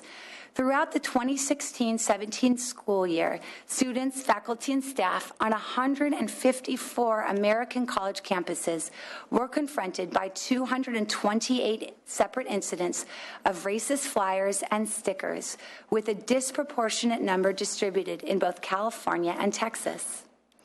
California campuses throughout the state have been targeted by this recruitment effort. In March, a white supremacist group, Aryan Underground, even posted on a high school in Riverside anti-Semitic flyer bearing the heading, quote, "No kikes, no problem." White supremacists view young people as prime targets, in part because they are still trying to figure out who they are and what they believe. Extremists also undoubtedly see value in recruiting a new generation that can carry the movement for years to come. Islamophobic and misogynist gadfly Milo Yiannopoulos told CNN in February, "I am speaking on college campuses because education is really what matters. It's a crucible where these bad ideas are formed. Bad ideas like progressive social justice, feminists, Black Lives Matter." Following his disastrous free speech week at Berkeley, Yiannopoulos plans to hold additional events on 3 California campuses in the upcoming months. Events such as Milo's and other similar ones remind us of the tension between First Amendment rights and safety and security. In recent weeks, law enforcement officers throughout California have faced the challenge of keeping the peace at a number of far-right rallies and demonstrations. Their task has been made more difficult by the often heated interactions between the white supremacists and other bigots who have shown up in Charlottesville, Berkeley, and Laguna Beach. and a relatively small number of violent counter-protesters from the left, especially Antifa, who engage in violent confrontational tactics. This was the case in Anaheim in February 2016, an event coordinated by the Loyal White Knights of the Ku Klux Klan. And at a June 26 event in Sacramento, which she spoke about earlier, organized by the white supremacist group Traditionalist Workers' Party, attracting Golden State skinheads and California skinheads. More recently, confrontations between far-right demonstrators and counter-protesters in the Bay Area and Laguna Beach have resulted in clashes, injuries, and arrests. Striking the right balance in terms of response from the perspective of law enforcement, community, and political officials continues to be a problem. While we cannot legislate, tabulate, regulate, or arrest our way to a hate-free society, there are steps that you and your colleagues in the California Legislature can take to prevent, confront, and respond to hate in our society.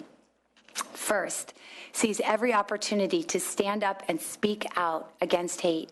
This includes condemning hateful ideas and actions through resolutions and statements, as well as bringing communities together in the aftermath of a hate incident. ADL urges legislators to speak out vociferously, immediately, and directly when hateful rhetoric comes to their district. This requires being equally concerned about instances of bias directed against any group. Second, advocate and support legislative efforts to improve reporting and response to hate crimes, bias-motivated violence, and extremism. We know, for instance, that hate crimes are grossly underreported nationally, and California is no exception. Did you know that almost 300 cities in California affirmatively reported 0 hate crimes for the most recent FBI stats of 2015 hate crime report?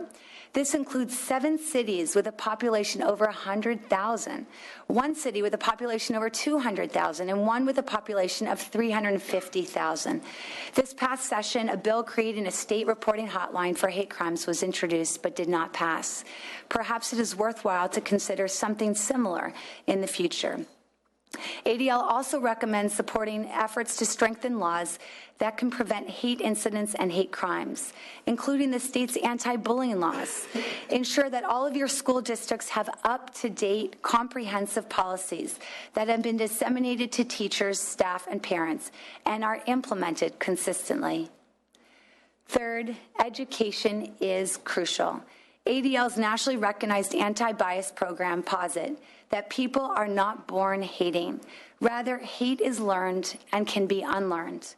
Supporting anti-bias education in schools and places of employment is a key element to building communities founded on understanding and respectful dialogue. In your packets today are additional resources to further educate you on this topic and solutions to address what we've discussed today. And I appreciate that, and I wanted to cut you off so we do have a couple quick questions. The rest of the materials here I think will be very helpful. Let me just simply start the questions. I know Senator Stern had one as well. So we're seeing this increase in hate speech, hate crimes, hate groups. What actions would you recommend that the state of California specifically take in order to effectively prevent the growth of these groups? You mentioned education, you mentioned a hotline to report hate crimes, you mentioned anti-bullying laws. Are there any other things specifically that you would mention that this group and the members of the legislature can do to try to stop this particularly egregious situation? Unfortunately, there's no magic bullet. There's no magic bullet that can be implemented. A holistic approach is necessary. Education is significant, changing hearts and minds. Speaking out, really using your bully pulpit to challenge, to identify, and to name the hate, and to really be a loud and strong and clear voice against it. Educating and working with law enforcement, making sure that they have the resources and the tools to respond, to identify criminal behavior and activity by these extremist groups, that they have all the resources is effective as well. Working on hate crime laws and making sure that they are implemented throughout the state. Again, the fact that there is actively zero reporting in so many cities throughout our state is significant. And so it's really approaching this with a holistic and kind of big picture approach. Thank you very much. Senator Stern, I know you had a question. Thank you, Madam Chair. And thank you, Ms. Mendelssohn, for your presentation. I wanted to drill down on this resource question.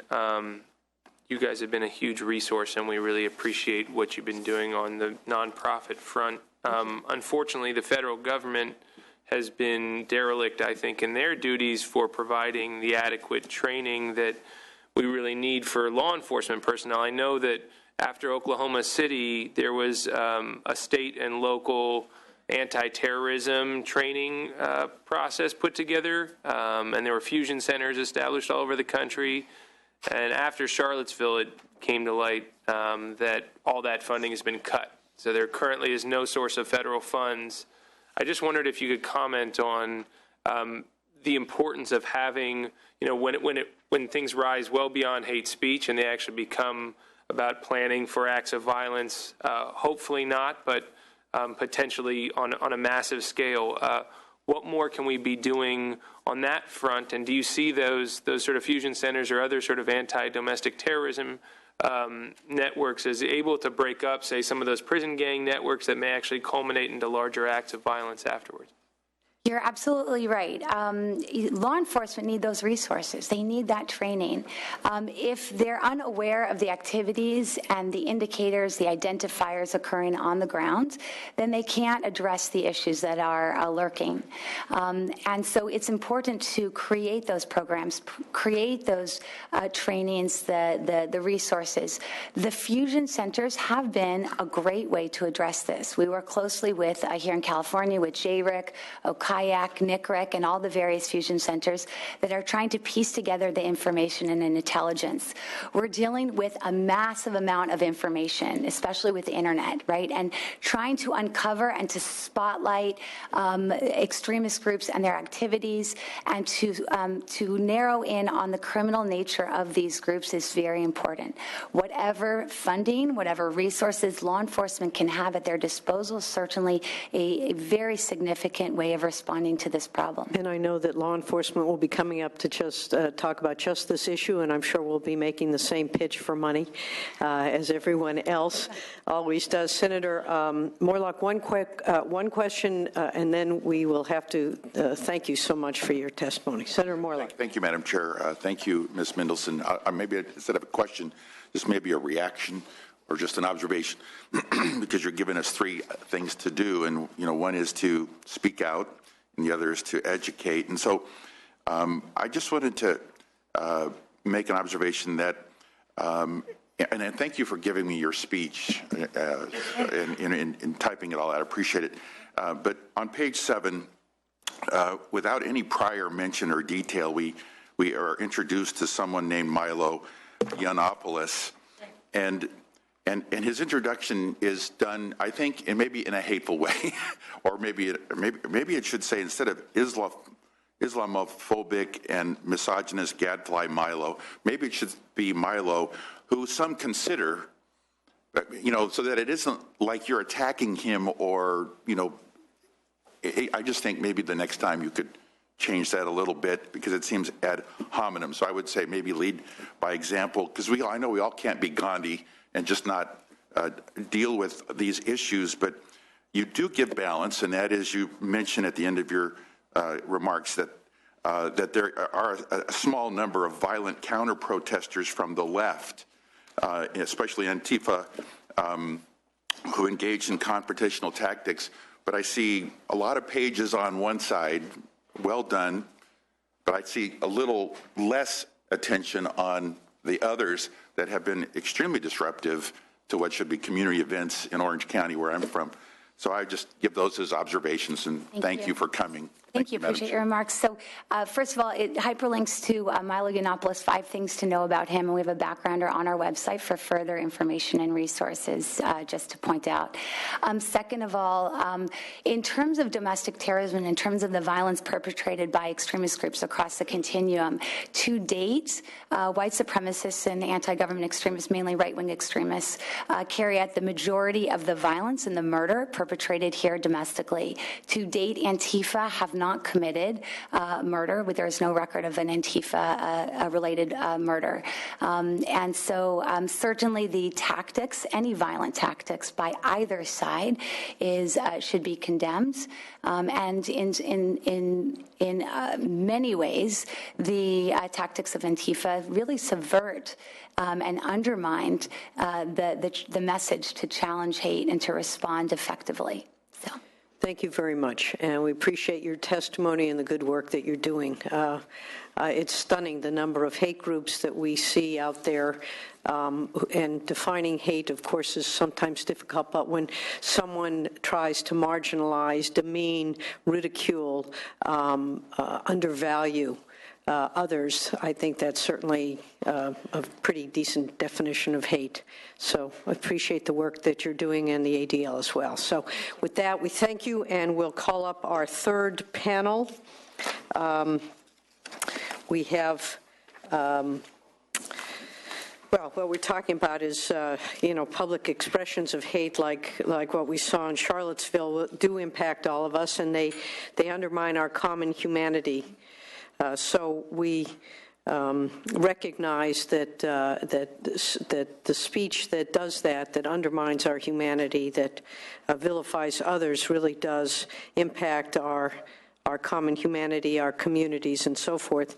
And while we acknowledge that free expression does include the right to engage in that speech, it is important, I think, to acknowledge and take seriously the particularly heavy weight and the disproportionate burden that falls on the targets of that hate speech. So that is the purpose of our next panel. It consists of Saad Swalem, my apologies for my mispronunciation, but we do know that you are a civil rights attorney with the Council on American Islamic Relations. If you'd like to take a seat up here, sir. Then we have Jessica Trubowicz, who is a community building director of the Jewish Community Relations Council, Joe Michael, who is the legislative manager, of Equality California, Joseph Viela, director of policy for the Coalition for Humane Immigrant Rights, and Eric Harris, who is the chief lobbyist for the NAACP California chapter.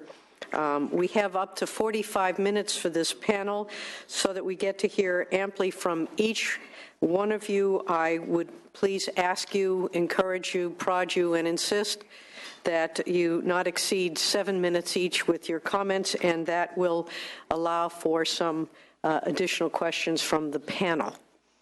So with that, let's start with Mr. Swalem. Do I have that pronounced properly? My apologies, sir. All righty, and 7 minutes, sir, if you would. Good morning. Hello and peace be upon you. My name is Saad Swalem. I'm a civil rights attorney here with CARE California.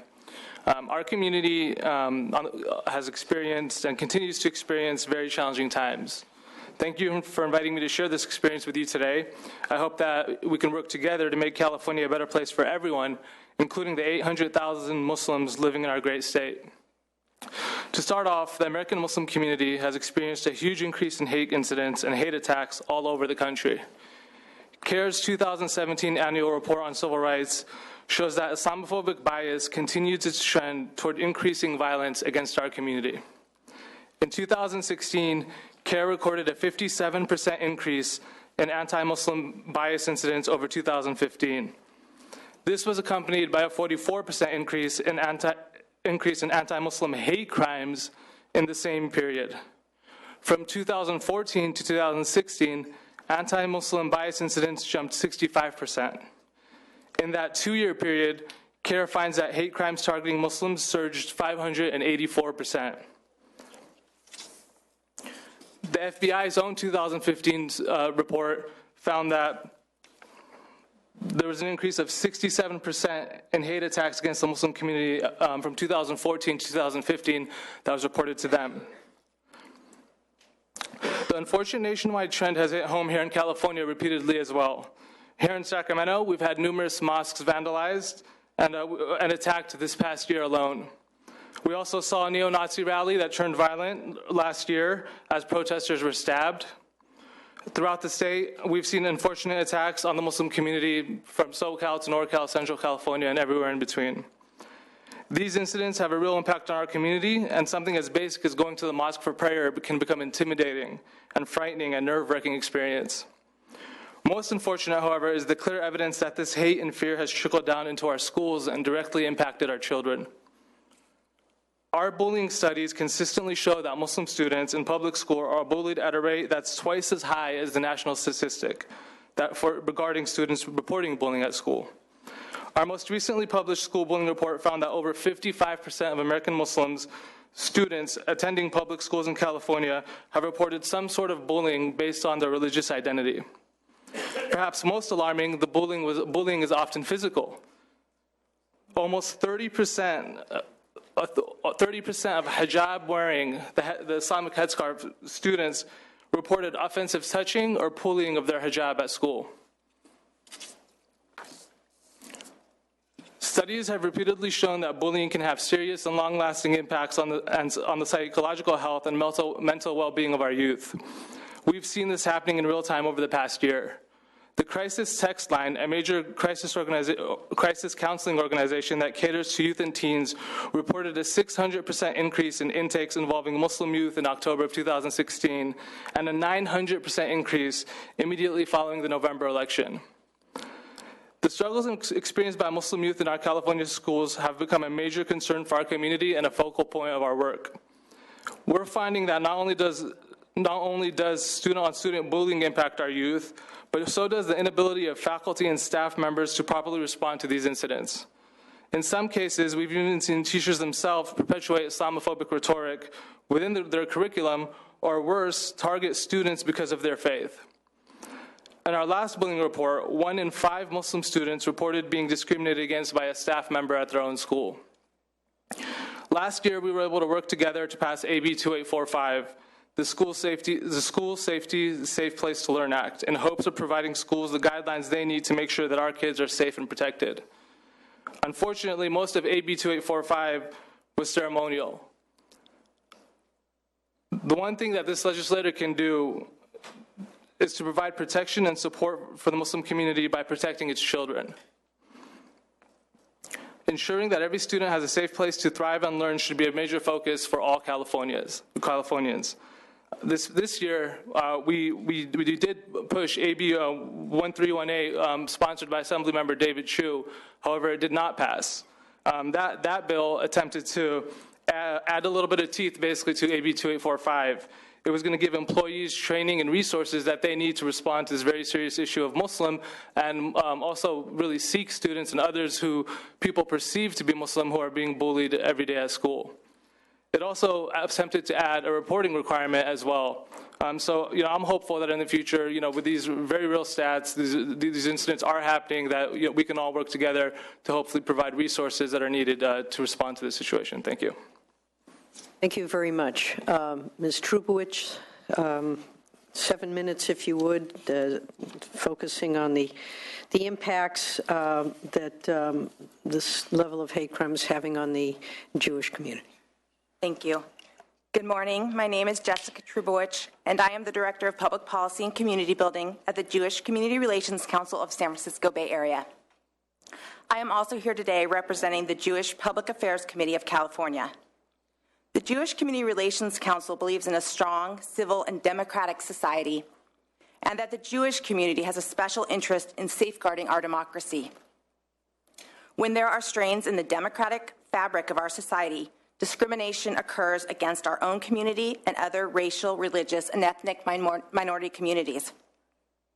Our organization advocates for a just society and for security for all minority groups. Thank you to the Senate Committee of the Judiciary for holding this hearing today.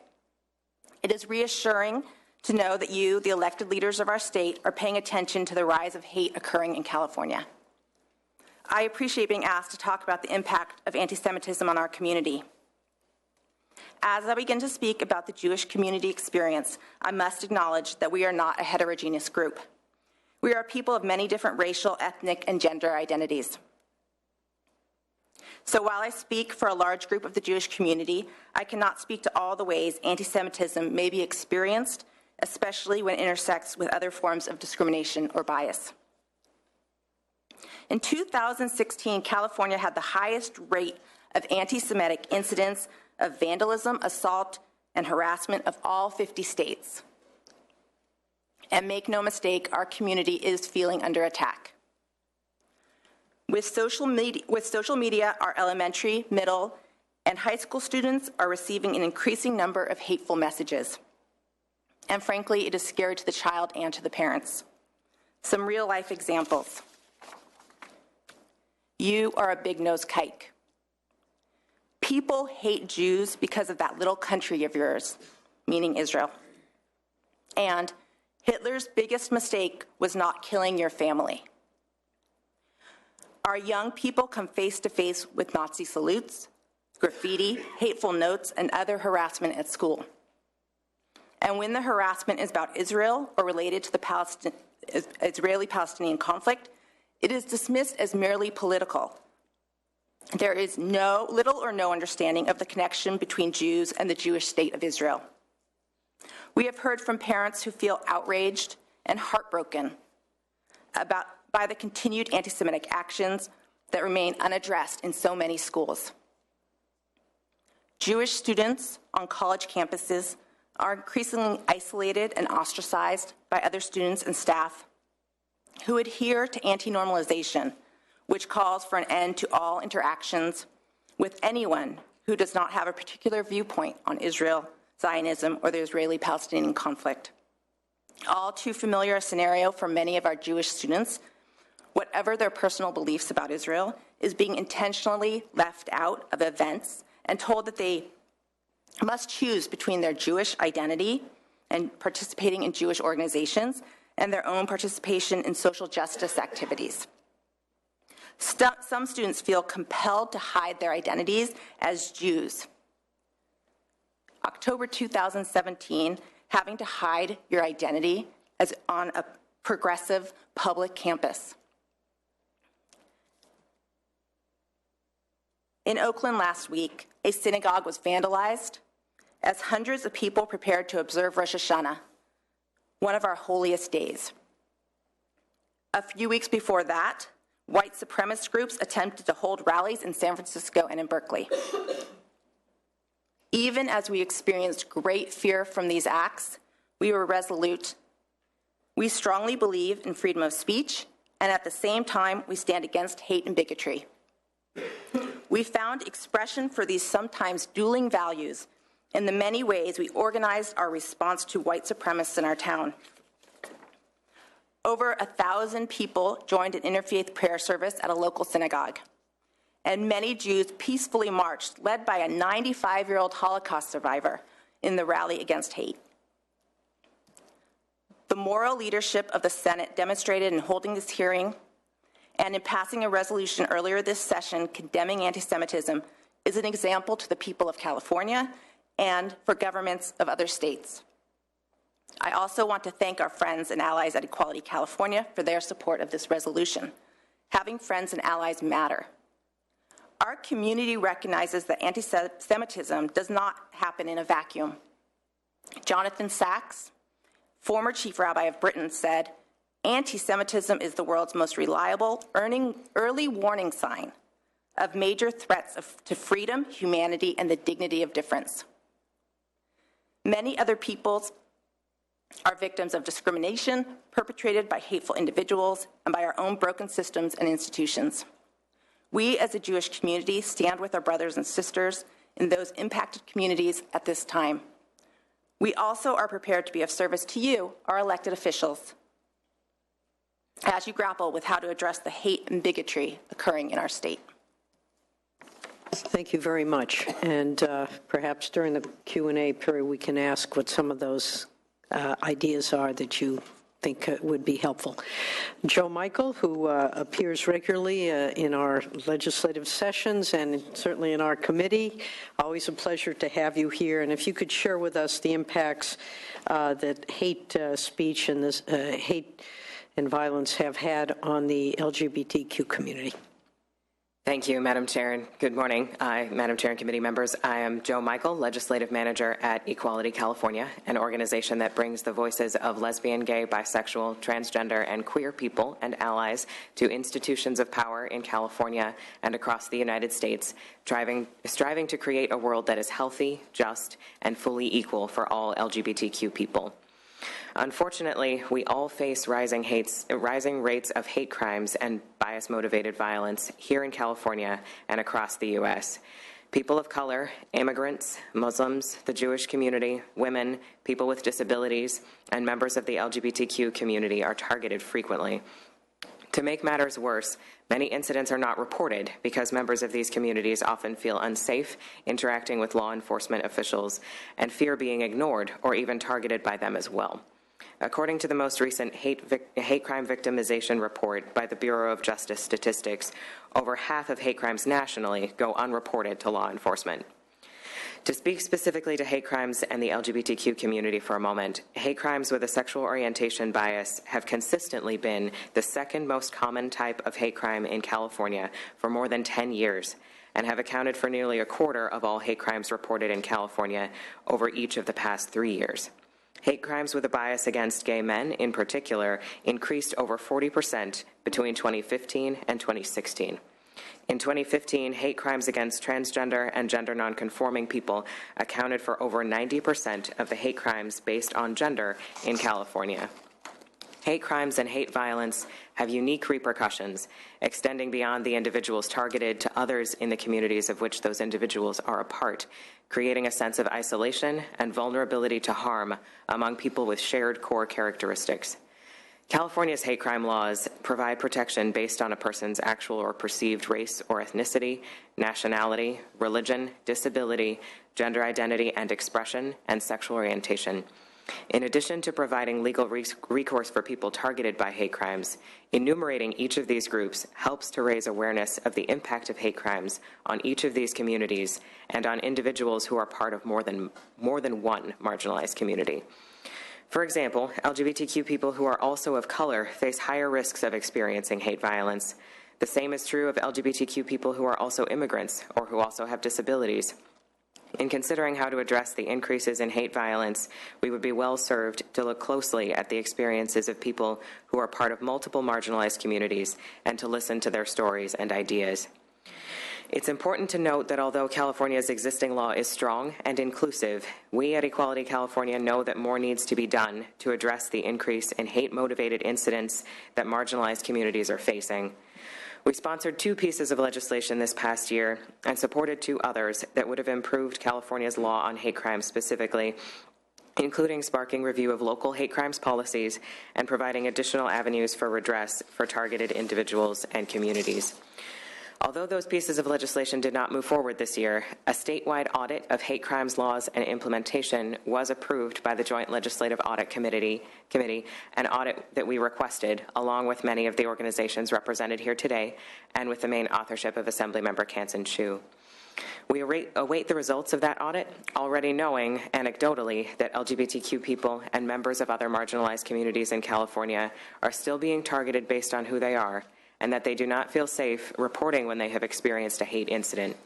We hope the audit will provide more specific insight into where the gaps in implementing the current law are so that future policymaking efforts can focus on filling those gaps or creating new ways to get around them. In addition to policy changes that would better address hate violence, we know it is crucial for marginalized communities to continue to come together to support each other and help keep each other safe.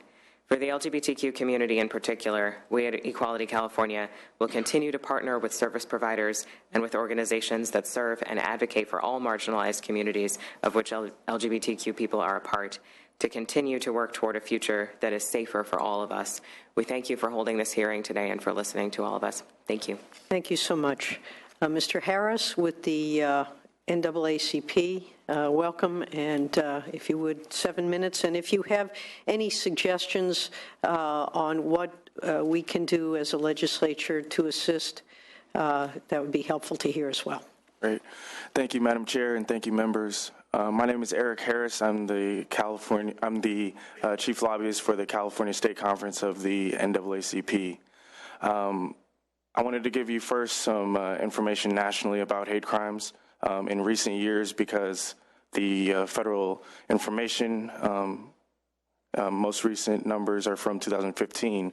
Brian Levin, a professor at the California State University of San Bernardino, for the Center for Study of Hate and Extremism, has the very recent report where he looks at some of the largest cities in the United States and how hate crimes have risen over the last couple of years. Hate crimes in Chicago rose over 20%. Hate crimes in New York City have risen over 24%. Hate crimes in Los Angeles have risen over 15%. In 2016, there were very significant increases around the election of President Donald Trump. Campaign rhetoric has emboldened and mainstreamed white nationalism. As Professor Levin points out, this only paints a partial picture.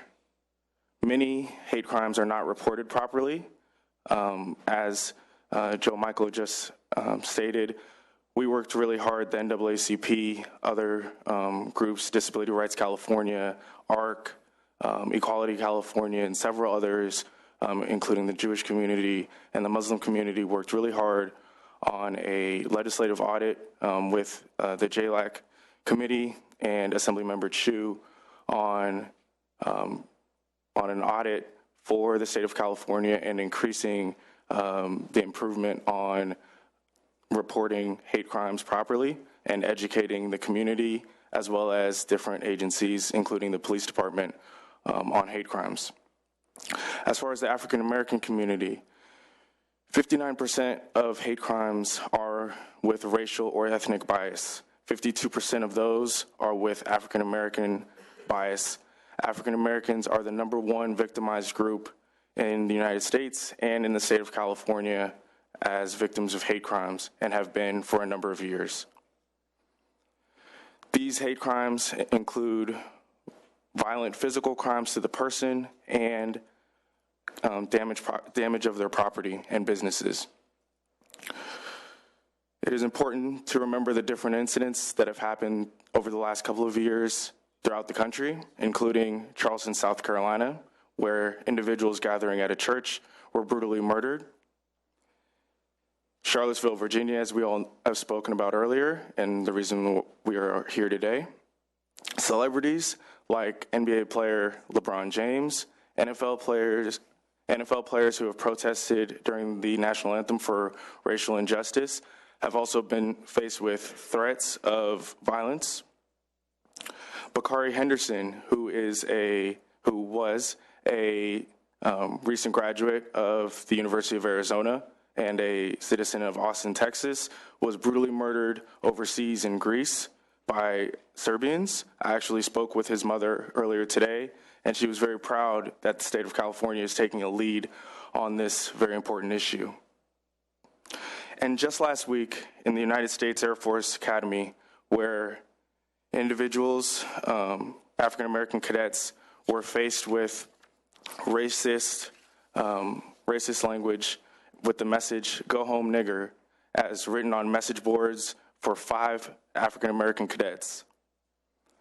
The political climate inspires many not to fear what is going on and not to fear the consequences of hate crimes. It's important also to remember the intersectionality of the different groups. I know that I'm here representing the NAACP of California, but I am also a member of the disability community.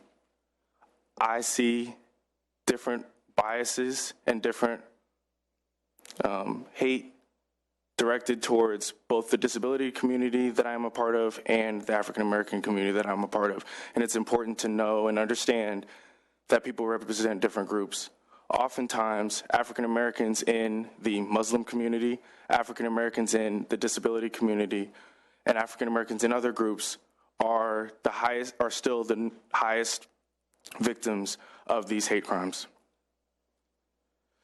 Dr. Robert Carter of Columbia University in New York talks about this as well as race-based traumatic stress injury. It's a name that he put on this issue, and he believes that a name should be put on different types of race trauma. Trauma has an impact on the African American community in many ways, including raising higher blood pressure, stress, and other forms of mental health harm. One may express trauma through anxiety, anger, rage, depression, low self-esteem, shame, and guilt.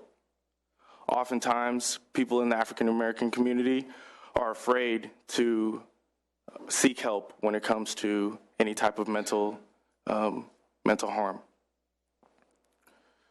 A diagnosis of clinical depression or anxiety alone could be made in certain circumstances, yet this would not include some of the racial aspects, and it is important that this is recognized.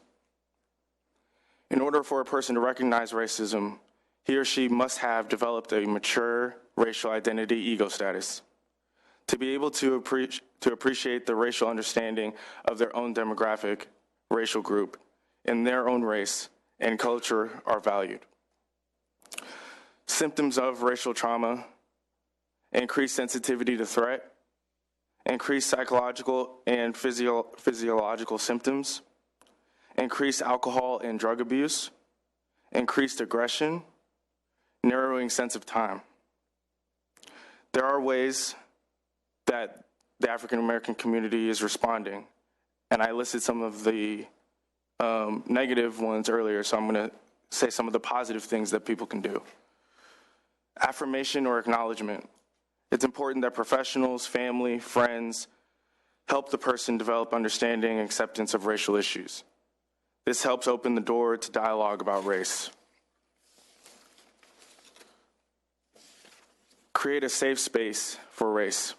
Take a proactive role to identify race as a significant variable and talk openly about experiences related to race. Racial storytelling. Give individuals an outlet to share personal experiences. Validation.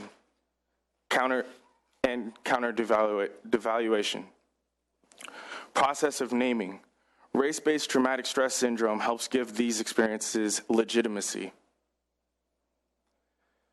Externalize devaluation and counteract devaluation. Also, find ways to rechannel rage. Engage in activism or self-care strategies such as spending time with family members, exercising, and other forms to rechannel rage.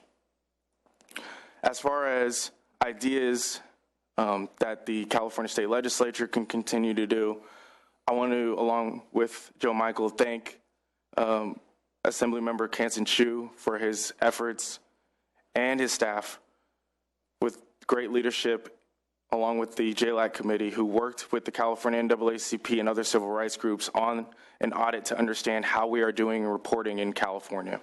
We know that the numbers are much lower than they should be and much lower than they really are, so we appreciate that. The California NAACP believes that it is important to educate the community and enforcement agencies so that everyone is aware of hate crimes and what to look for to indicate that one has been committed.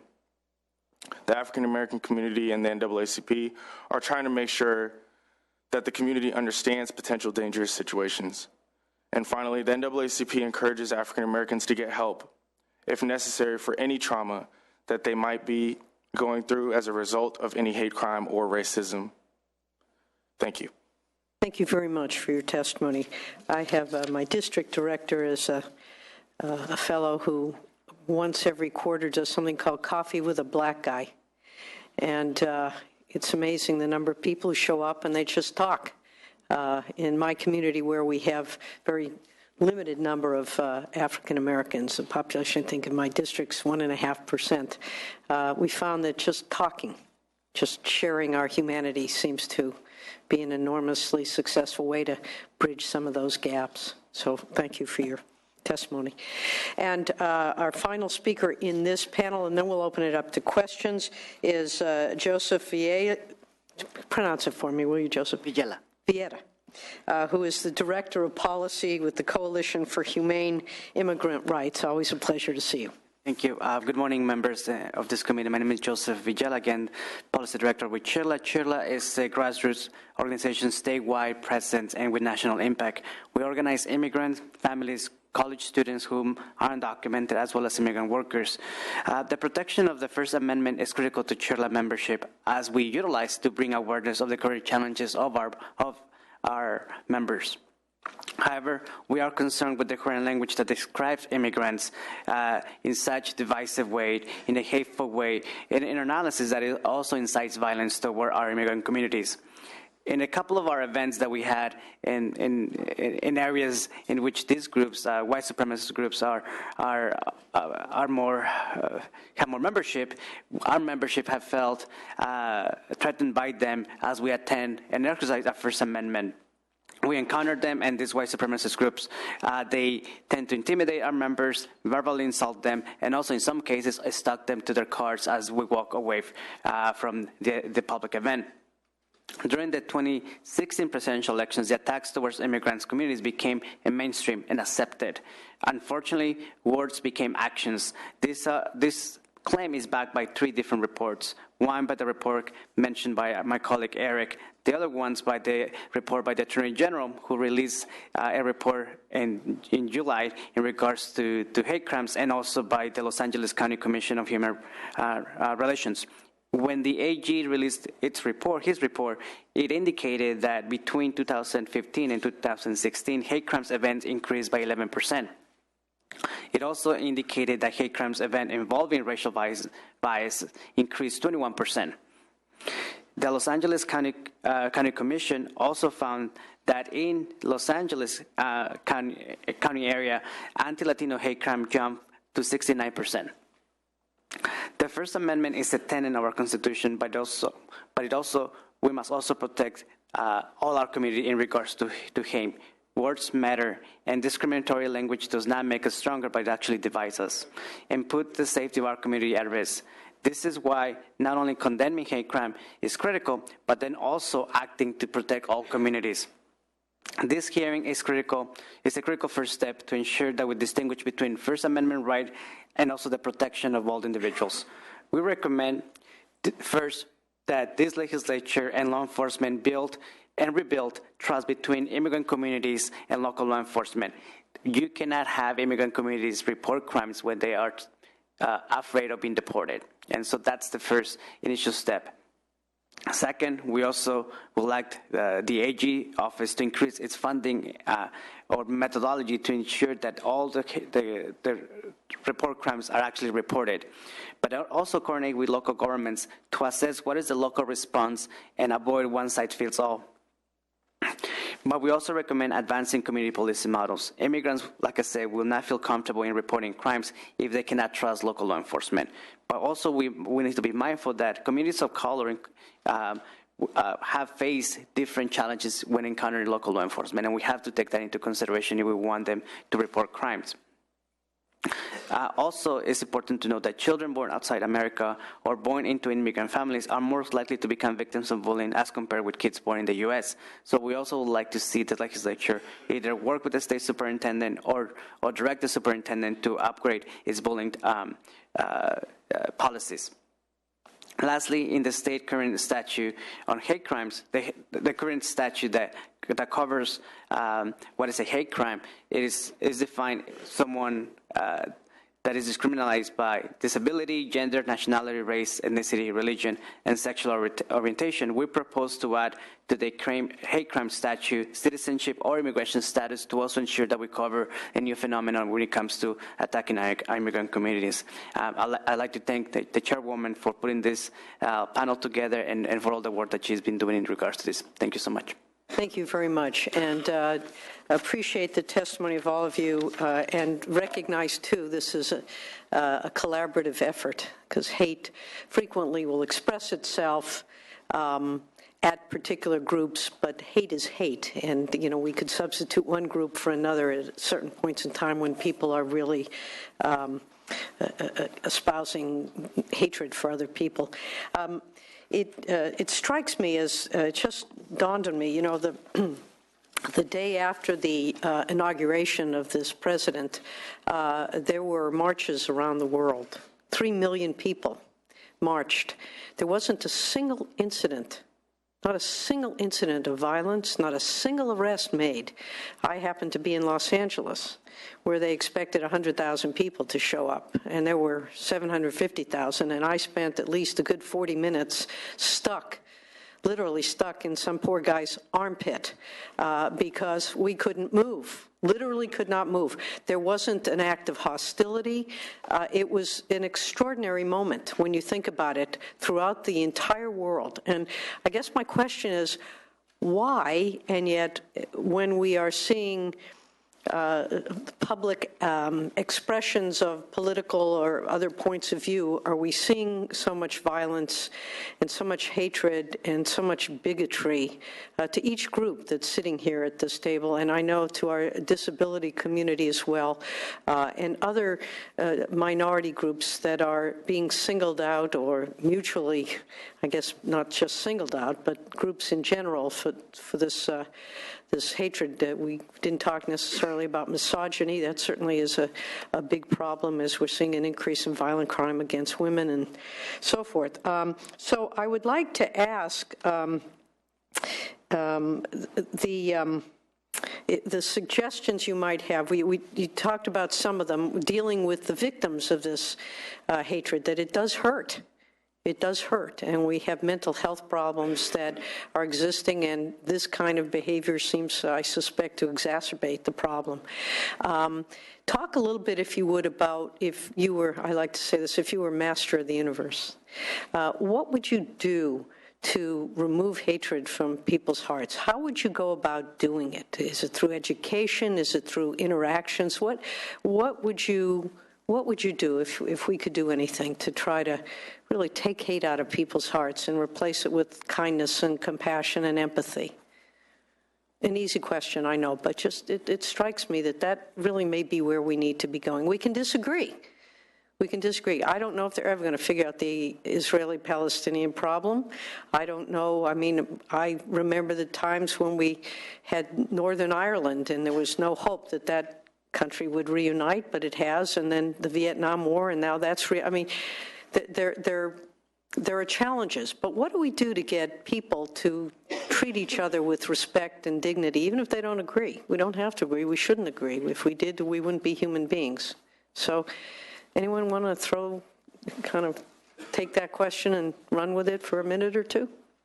Yes, Mr. Harris. Yes. So I have a couple of different ideas.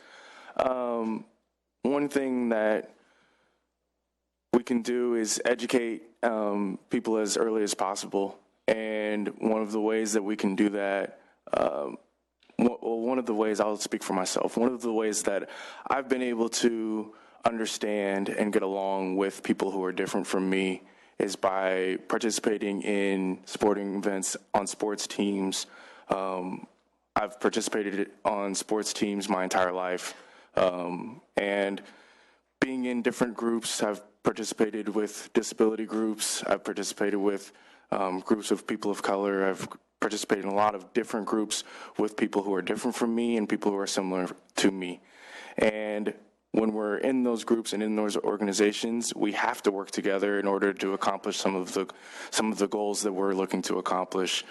And I think that being raised that way, being raised by my parents that way, being raised by other members of the community that way, it's really encouraged me to develop an empathy for people who might be different from me, but it allows me to do my best to understand that although they might be different from me, although I might not be able to experience some of the same things that they've experienced, I can put that aside at that time and really care for them as individuals or them as groups. So I think that educating, especially children as early as possible on working together and being okay and being comfortable with speaking with and working with people who are different from them and people who might not necessarily come from the same background and same circumstances as them is probably one of the best places to start.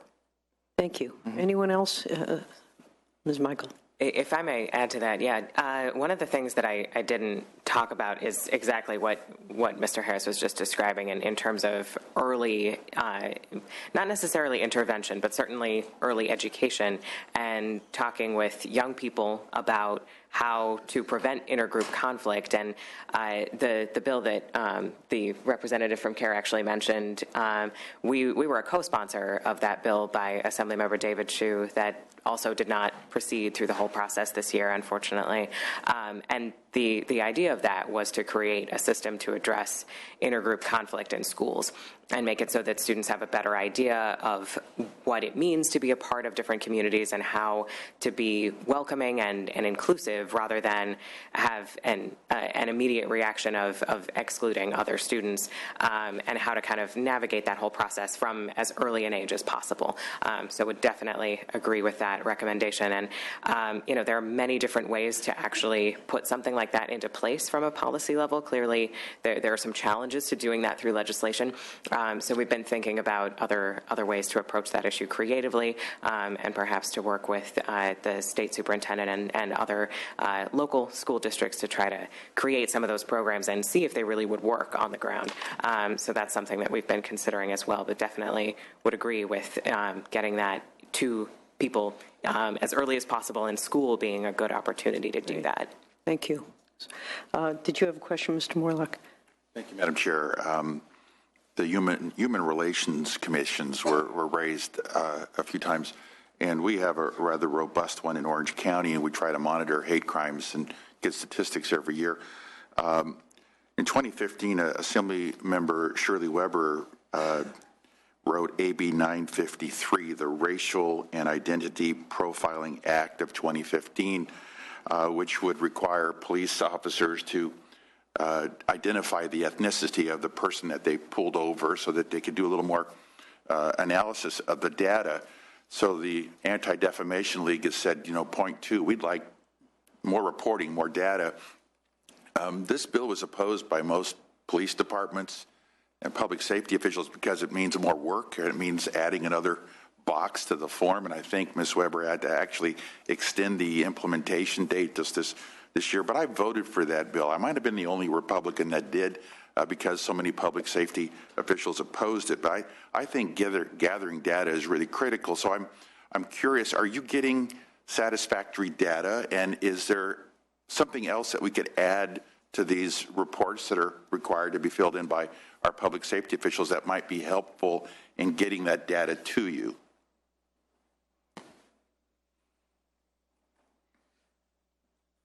I can speak at least briefly to that as well. My understanding is that that data isn't yet being collected because that process hasn't fully completed to actually get those forms on the ground to law enforcement under that piece of legislation. But there was a great deal of work to create what those forms would include, and there actually is an identity aspect specific to the LGBTQ community as well that we worked on at Equality California. So we're hopeful that once that data does get collected, it will be helpful because of that whole process to try to set it up as well as possible in the beginning. And law enforcement was very collaborative, I would say, during that process once the bill had already been passed and signed. So that was, I think, hopefully a good experience for everyone who was a part of creating those forms. And so it was 2 years ago. I don't recall all the details. I tried to look it up online. Eric, I apologize. That's what I was doing when you were talking because you gave me some ideas. But does it include religious, like Sikhs, Muslim, Jewish, Christian? Because Christians are feeling a lot of hate lately, too. So, no? No. Would that be helpful? I would say yes, it would be helpful. Okay. Well, certainly we will work to make sure that this is implemented as soon as possible, because there seems to be a common theme that hate crimes are not being reported, that we're not getting the data that we need. We're just all dealing anecdotally. There are many, many, many, many anecdotes, unfortunately, but it would be helpful to get this information. So I appreciate you raising that question. Thank you all very much. Very briefly, because we're right at the time limit. Thanks. Thank you, Madam Chair. Quick question and a comment. Thank you all.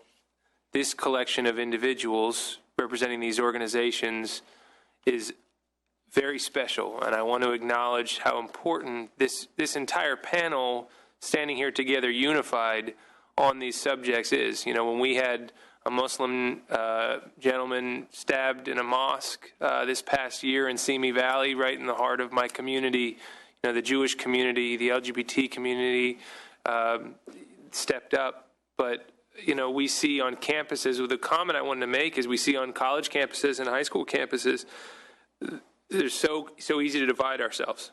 And you see microfractures within even the communities that are represented here, opposing one another on various issues. And I wanted to just ask, are there efforts at a sort of both interfaith and ethnicity, intergender, any collaborative efforts going on between your organizations to sort of put out a broader message so that, you know, there's a task force at least out there that if a Muslim student is targeted on a campus, that there is a diverse cross-section of people there to step up and back them up, and vice versa, a Jewish student, LGBT student, black student, immigrant student. So are there efforts going on sort of outside of the government arena? Because some of this stuff we can't control. And some of the efforts from Sacramento actually may be detrimental if we were to come down and say crack down on certain speech on campus or impose new guidelines, that it might actually have the opposite effect. But I wonder, as leaders and advocates of folks who, you know, students will look to your leadership, are there efforts going on sort of for collaboration there? I'd just say, you know, with CARE for us here locally, especially in Sacramento, there's definitely, you know, collaboration. When the Davis Mosque was attacked, for example, there was just outpouring of support, not just from the Muslim community, but from the Jewish community, the Christian community.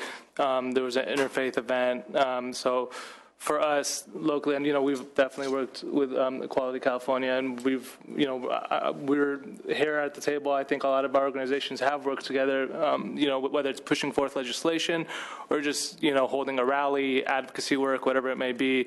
You know, oftentimes, for example, we collaborate on Know Your Rights events, the immigrant community, whether it's the undocumented community or the Muslim community. Oftentimes, there's a lot of intersectional issues here at play. So there's definitely a lot of collaboration going on locally, definitely, here in Sacramento. Let me just add, so if you all were able to come up with some kind of framework statewide that you felt confident, and I know, at least on behalf of working with the Legislative Jewish Caucus and trying to establish a sort of a mirror here between the other ethnic caucuses and the LGBT caucus and the women's caucus, we might be able to find some interesting partnerships just as advocates.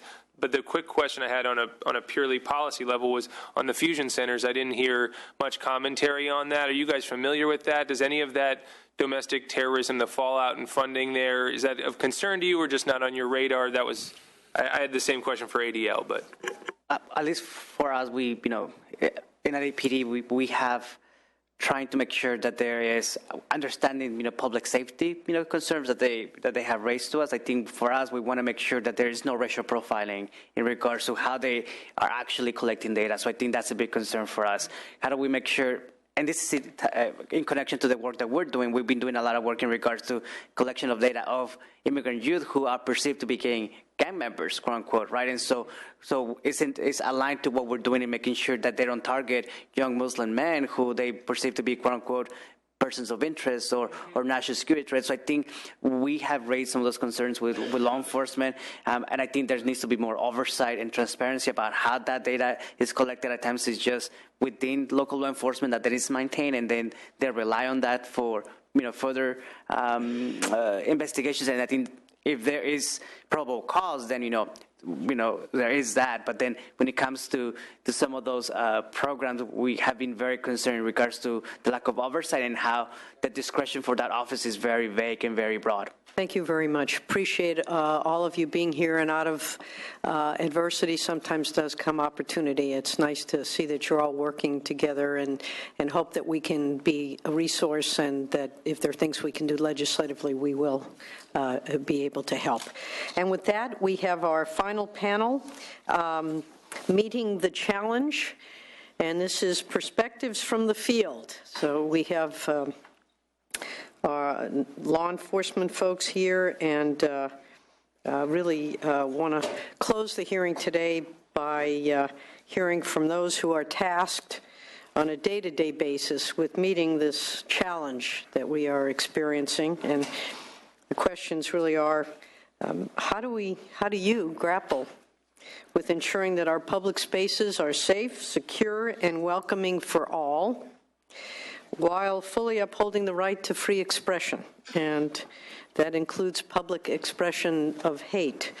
So this is a challenge. We started off with Professor and Dean Chemerinsky talking about the fact that speech, no matter how bad it may seem or no matter how hateful, is permissible, and it must be permitted. At the same time, you also have responsibilities to make sure that people in our public faces are safe and secure.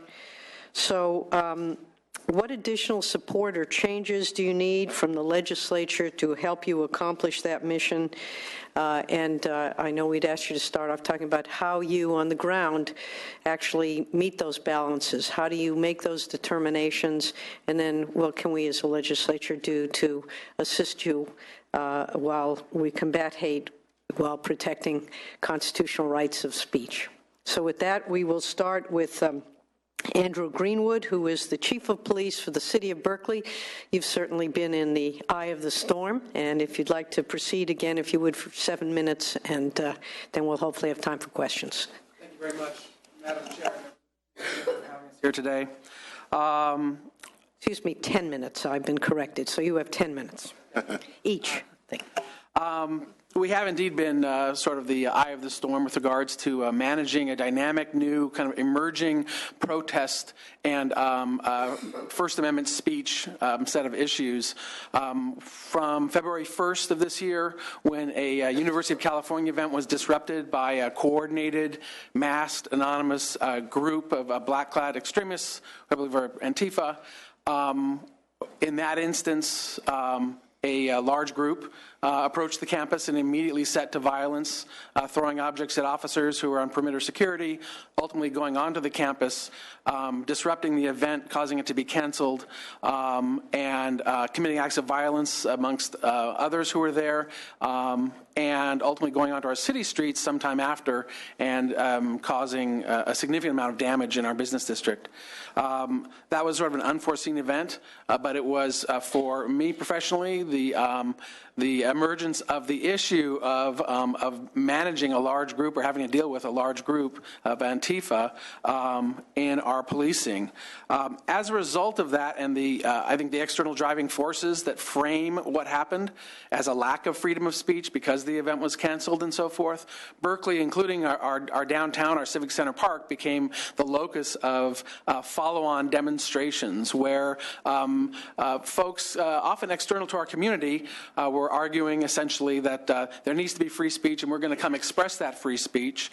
Folks from the alt-right at the time that we were considering them and learning about them. There's a sense that there's some that's being set out as a challenge, and then we have folks in our community who disagree with that speech and are going to turn out in response to that. And a new thing for us really was how to police when you have two groups who are coming together potentially to fight, literally potentially armed with protective gear, padding, shields, weapons, who are assembling to do that, and then with as many, if not more, people who are there to observe, often from inches or feet away, and video record or photograph the conflict. That creates a very challenging, or created a very challenging piece for us, which is how do you essentially start going in with limited resources from our police department. We're a medium-sized police department with 160 officers, and so we're not bringing large city-scale resources to that problem, and that was very challenging.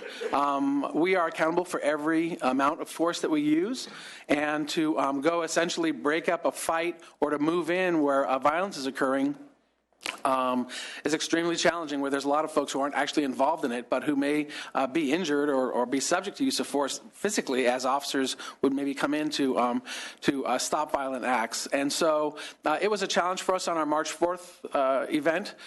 We had lessons learned. We made 10, I think at least 10 arrests, focused arrests where we were able to loop back and go after people that we had seen. April 15th saw another demonstration similar. We had changed up our strategy. And really for us, this is a story of constantly updating and changing our strategies to adjust to this kind of emerging challenge. April 15th, we had a park policy where our manager is able to strike a one-day rule in the park that says no weapons are allowed. You have to come in through a controlled access point. You can't bring staffs. You can't bring shields. And so we used a controlled access point approach. We used our own resources in terms of officers, which is more in the scores, dozens or scores rather than hundreds. And we were confronted by several dozen Antifa showing up en masse, breaching the park. They were confronted and set down some of their larger weapons, but that event turned very challenging as the groups came together and there were outbreaks of violence. In that day, we made over 20 arrests. And of course, lessons learned. Now, as we approached into our August 27th, which was another planned rally, really the lessons learned start to coalesce and to bring us kind of where I want to share where we're at today, which is that the strategies that we look at now is evaluating evaluating who's coming and why. It's not the content of the speech so much as what the response is going to be and the size and scope of people we're going to have to deal with. It's been shown really that the solution essentially is to create a physical separation of space so that folks from one side or the other are able to express their speech, but in a way that's physically separate, because our responsibility is really to create that space where we can to ensure there's space and opportunity for peaceful expression of First Amendment speech. So separate. Now, as we found on August 27th, one group essentially didn't show up. So we have a big civic center park. We set up some very hardscaping options, a hardscape with barriers and plans. We also, though, dialed up our mutual aid and had more hundreds of officers from the area assisting us then. And that even became challenging as separate demonstrations from around the city, counter demonstrations, occurred prior to the scheduled 1 o'clock event in our park. They coalesced and marched from different areas. And one of those elements came with Antifa, a sound truck and with Antifa and a truck filled with shields. And there was a confrontation. There was a decision that had to be made rapidly about, do we as a police department use force to enforce essentially a infraction law that coming into the park, that's actually an infraction, not even a misdemeanor. To the extent, do we enforce that law and have a giant sort of fight? Do we respond to the provocation that's being placed in front of us? And in the moment, we decided that the park, which was half empty, which was set up to separate two groups, but one group literally had not come, that the best decision was to yield that space and not have that confrontation. Also in great part because the Antifa who were there are surrounded and amidst many folks who are not masked and who are protesting. And so again, we get into that issue of force and potential collateral damage and the accountability that we have and responsibility to our community to use force in a precise and directed way where needed, primarily to affect any violent crimes that are occurring. In the subsequent events, what we found was by using separation, we tried to set the stage for there to be First Amendment speech. When groups don't show, but instead crowds intermingle, which is what happened with us in late September on the streets adjacent to the university just a couple weeks ago, our strategy had to adjust up. And that strategy was to have our people in close amongst the crowd, in full uniform, and ready to take swift action should a violent crime occur. And so that's what we did, and we made several arrests that were really on that moment to interdict and to stop violence from happening. So that proved to be an effective tactic. We also, with our city, and working kind of a collaboration and teamwork with our city attorney and city staff, we created an ordinance that allows our city manager to propagate a rule that on a specific date and time in a specific area in our city, the implements of riot may not be carried. And to do so is a misdemeanor. And implements of riot would be a stick, signs, shields, essentially weapons you could use in riot. It did not include masks, as Dean Chemerinsky mentioned earlier. There is concern and constitutional issue about masks. So just to clarify that, the city rule regarding conduct on streets and sidewalks did not include masks. But that rule essentially allowed us to set up a zone around the University of California, several blocks out in every direction, where somebody with a shield or with an implement of riot could be legally stopped and arrested, potentially detained, and so forth. We found that to be a very effective tool. The concern, as I saw, was watching live streams of our events in late September. Multiple people commented on the fact that it was understood no masks were allowed in the whole area, and that seemed to have reduced the likelihood of violence and certainly the overt presence of Antifa. So our strategies are multiple. They include separating where we know there's going to be a group. They include taking swift action. Also, behind the scenes, I really want to point out that the February event caused the University of California Police, under Chief Mario Bennett, and myself and our organizations to work more closely together in planning.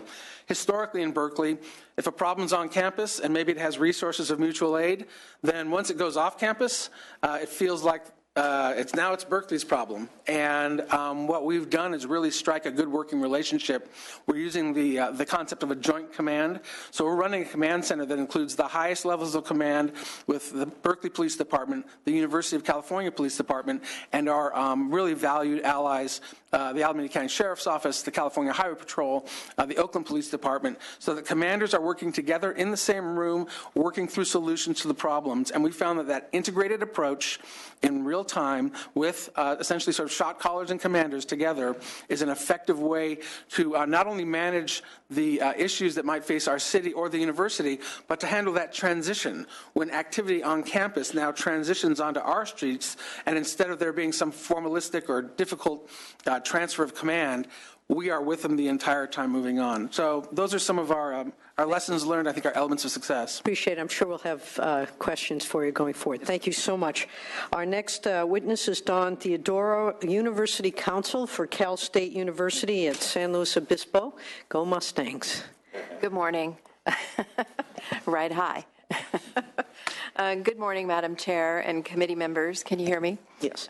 My name is Don Theodora. I'm a member of the California State University Office of General Counsel, and I am Chief Campus Counsel for Cal Poly San Luis Obispo. I have worked extensively on First Amendment issues for the campus and for the system on behalf of the Chancellor's Office as well for the last 16 years. We're very grateful that you are having this hearing today and want to thank you for including the CSU in this really important discussion. We are very thankful for Dean Chemerinsky. You can see I have his book here. I had purchased a case of these books before I knew about this hearing, was asked to come here and pass them out to my entire executive cabinet at Cal Poly San Luis Obispo. I believe, everything you need to know about what we deal with on campus with respect to free speech is set out in this book in an excellent way. Sorry he's not here to hear you plug for his book. I already did that this morning, and he said I made his day. I just needed to get him to sign it, and I missed that opportunity. Everyone in this room that you've heard from today is who we represent at the California State University. Students and employees make up all the people that you're looking at and that you've been listening to this morning. It breaks my heart as a human being, as a mother, a wife, a civil rights attorney, to hear the hate that goes on. Diversity and inclusion are core values for California State University. These values drive our efforts to ensure that all 23 campuses are welcoming and safe environments for our 480,000 students, our 50,000 faculty and staff, as well as the public. Our first priority in everything we do is to support the well-being, development, safety, and success of our students. These important goals require an inclusive campus environment where the variety of backgrounds, perspectives, and cultures represented by our students, faculty, and staff are respected, embraced, and celebrated. As you heard from Dean Chemerinsky, as a public university, we also have a responsibility to uphold free speech and free expression and provide an open forum for a variety of opinions, thoughts, and ideas, including those that may be distasteful, offensive, and hateful. As a public institution, we cannot engage in censorship in any form. We don't have so-called limited free speech zones on our campus. Our campuses are free speech zones. Our entire campus is a free speech zone. And we work really hard to correct miscommunications and misunderstandings about free speech rights and responsibilities. While we can't ensure that people's feelings won't be hurt, we can ensure that our campuses are open forums for everyone to engage in open dialogue and debate and express their viewpoints, even if unpopular. And we can and do ensure, much like what you just heard the chief from Berkeley talk about, we ensure that physical violence and illegal harassment are not welcome on our campuses. Our university campuses are crucibles of ideas, not a cocoon. We can't legislate decorum, unfortunately. It is the CSU's responsibility to support the rights of all people to express their opinions and ideas. It is in this environment that our students hone critical thinking skills by evaluating a spectrum of information and reaching informed and intelligent conclusions. Likewise, all students have the right to participate fully in our programs and our activities, free from discrimination, harassment, and a hostile learning and living environment. Many of our campuses are residential campuses. We embrace and encourage our community differences in age, disability, gender identity, gender expression, marital status, medical condition, nationality, race, ethnicity, religion, sexual orientation, and veteran or military status, and other characteristics that make our community unique, enrich our learning environment, and reflect the diversity of the people of the state of California. Given our values and our diversity, I will speak to some of CSU's policies that provide guidance to this issue, some of the best practices that we employ, much of what we just heard from Chief, and some of what we do to appropriately balance the rights of free expression while ensuring a welcoming and inclusive learning and living environment to the fullest extent possible. So we have a very multifaceted approach to free speech. You've heard a lot today about time, place, and manner policies. We have quite robust time, place, and manner policies on each of our 23 campuses. These policies all include statements on free expression. We have a system-wide guidance document in the form of a general, what we call a handbook on free speech, issued by the Office of General Counsel of the CSU, my office. The OGC continuously works with campuses on free speech issues and activities on a daily basis. There's not a day that goes by that something doesn't happen on one of our 23 campuses where the Office of General Counsel isn't guiding and trying to help our campuses walk that fine line and do the right things. All 23 campus presidents recently met for a day-long discussion on all of these issues. They discussed free expression, crisis management, and best practices. UCI's Howard Gilman, who we talked about earlier this morning, attended and shared his advice and insights during that discussion. We've trained every campus cabinet. As I said, I've shared this book and done a whole lot of other things. We've trained faculty senates and many others, as I'm going to share with you today. Education and training is key. Each campus has a strategic preparedness task force or committee in place dedicated to just these issues, to planning and preparing for all events and free speech activities so that we can support our students and employees in planning and executing successful events and activities. We want to do this to ensure that these activities are always carried out in a safe, lawful, and non-disruptive manner. We engage in complex, robust, thorough, fair, and content-neutral event and activity planning. We engage all stakeholders, especially our students. Again, we engage in education. I call it training, training, and more training, tailored for campus audiences, for student groups, for divisions, for student government, for employee groups, for faculty senates. And we also engage in our local cities and communities. We go to Human Relations Commissions meetings, like I did recently in San Luis Obispo, and provide a fulsome training on what free speech is and what free speech is not. And we engage them in that conversation because we do need their help. We do need their mutual aid to help us do what we do on campus. We infuse our university programs and academics with the tenets and principles of free speech, academic freedom, and inclusive excellence. We have constant conversations and dialogue on our campuses by creating space for communication and outreach, where everyone feels welcome and included, so they feel a sense of community, empowerment, ownership, and belonging. We plan many events throughout the academic year that celebrate free speech, diversity, and inclusion, so that we are intentional and not reactionary. What I mean by that is that we plan events and activities throughout the year. We know that students and employees are more likely to feel a sense of community and belonging, so that when and if something happens, and it always does, they know they are welcomed and valued before the bad thing happens. We plan for intergroup communication. We plan, this allows for small groups to get together to discuss how they feel. As I mentioned, we prohibit, of course, discrimination of any kind, including unlawful harassment. That misconduct violates our policy and violates state and federal laws. I'm not going to go into too many details about our policies, because you heard a lot about that from Dean Chemerinsky. But I also wanted to mention that with respect to our time, place, and manner policies, we are constantly updating them, we are revising them, and they are a comprehensive set of policies to deal with these issues. And the main reason we are updating and revising all the time is because things are happening on a constant basis, and the laws are changing quickly.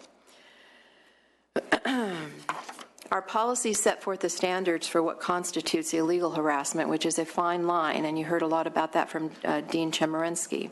However, speech that merely expresses offensive views toward a protected class, or is rude, discourteous, or teasing, as you heard, does not rise to the level of illegal or impermissible harassment that affects a student's ability to enjoy the educational opportunities and benefits. Having said that, most of the time, if a specific incident of what most people would consider harassment does not rise to the level of impermissible illegal harassment, we still have people with legitimate feelings of being targeted and marginalized and disrespected. And it's in that space where we as an institution try to help by engaging in the resources, engaging in some of the things that we do. Our primary goal, again, is to ensure that everyone feels welcomed and safe. If you could wrap it up. I will. Thank you. So I wanted to talk a little bit about what Cal Poly did with respect to a couple of recent incidents, including a recent visit by Milo Yiannopoulos, I think a day or two before he appeared at Berkeley back in January, February timeframe. I was happy to hear that the chief just described some of the things that we engaged in to keep the campus safe. One of the most important things I thought we did in that situation, in addition to the buffer zones and the controlled access points and all the things that our law enforcement do to keep us safe, is that we planned a concurrent event called Inclusion Starts With Me. That was a Unite Cal Poly week-long event. It was a celebration that included open forums, daily faculty lectures, culture exchanges, performances, entertainment, you name it, and it was addressing speech with speech. So while everybody was preparing for Milo to come to campus, which we were able to successfully implement without incident, we were also engaging in counter speech. And those are the types of things that we need to be doing on campuses. Those are the resources that we need to be able to address the types of issues in just a small way that we've been hearing about today. Thank you very much, and I'm hopeful that we'll have a chance to get more in questions. If not, if you would make sure that you provide us with the full comments if you would like. Thank you so much. Our next speaker is Warren Stanley, Acting Commissioner Warren Stanley, with the California Highway Patrol. So Delighted, as always, to see you, and very interested in hearing what you have to share with us today. Thank you, sir. You're welcome. Thank you, Madam Chair and committee members. As stated, I'm Warren Stanley, the Acting Commissioner of the California Highway Patrol. In the CHP, we strive to protect the First Amendment rights of those involved in demonstrations while ensuring the safety of all participants and spectators. And we appreciate the opportunity to come here and have this important discussion with you, and also want to thank your staff for their support. An overarching concern of this committee is to avoid the violence that occurred recently in Charlottesville, Virginia. This is a concern we share and is a challenge for the CHP and all law enforcement agencies across the nation. As you're aware, civil demonstrations are not static events. They evolve, they grow, and sometimes they attract violent elements that disrupt the rights of peaceful demonstrators. And it can be a complex balancing act to preserve those First Amendment rights while maintaining peace and ensuring public safety. I would like to begin by discussing a few jurisdictional roles that we play in civil demonstrations depending on where they occur. I will then briefly describe how we train our personnel in response to these events and civil demonstrations, and then we'll provide some examples of our efforts at recent events to illustrate how we deploy and manage the resources. And then the last part we'll get to, Assistant Commissioner Silsby will talk about the discussion about how we handle events here at the Capitol. We'll describe our permit process for providing access to space here at this Capitol and other state facilities, and describe how we manage those events also. The CHP has a direct role in responding to civil demonstrations occurring here at the state capitol and other state property, including freeways and highways. The CHP, we also provide assistance, as the chief talked about a few minutes ago, to our allied agency partners when they also need assistance regards to civil demonstrations. In talking about state property, our primary role, the California Vehicle Code provides that the CHP has a primary jurisdictional responsibility over incidents occurring on freeways, state highways, and unincorporated roadways. Now, in 1995, when the state police was merged with the California Highway Patrol, we then took over primary jurisdictional responsibility over all incidents, including civil demonstrations, which occur on state property other than property under the jurisdiction of another state law enforcement agency, like, for example, state parks. If an incident occurs here at the Capitol or on a freeway, for instance, the CHP has direct oversight over the law enforcement response and will be the incident commander. In regards to helping our local partners, our local police and sheriff's departments, they have primary jurisdictional responsibility over civil demonstrations that occur at locations that are not state property. However, as been discussed by the chief, there are times when these agencies, they don't have enough resources, and they reach out to us and other law enforcement agencies to provide assistance. In those cases, the CHP will respond to support local agencies during emergency incidents relating to civil demonstration or other unusual occurrences after their resources and adjacent resources have been committed.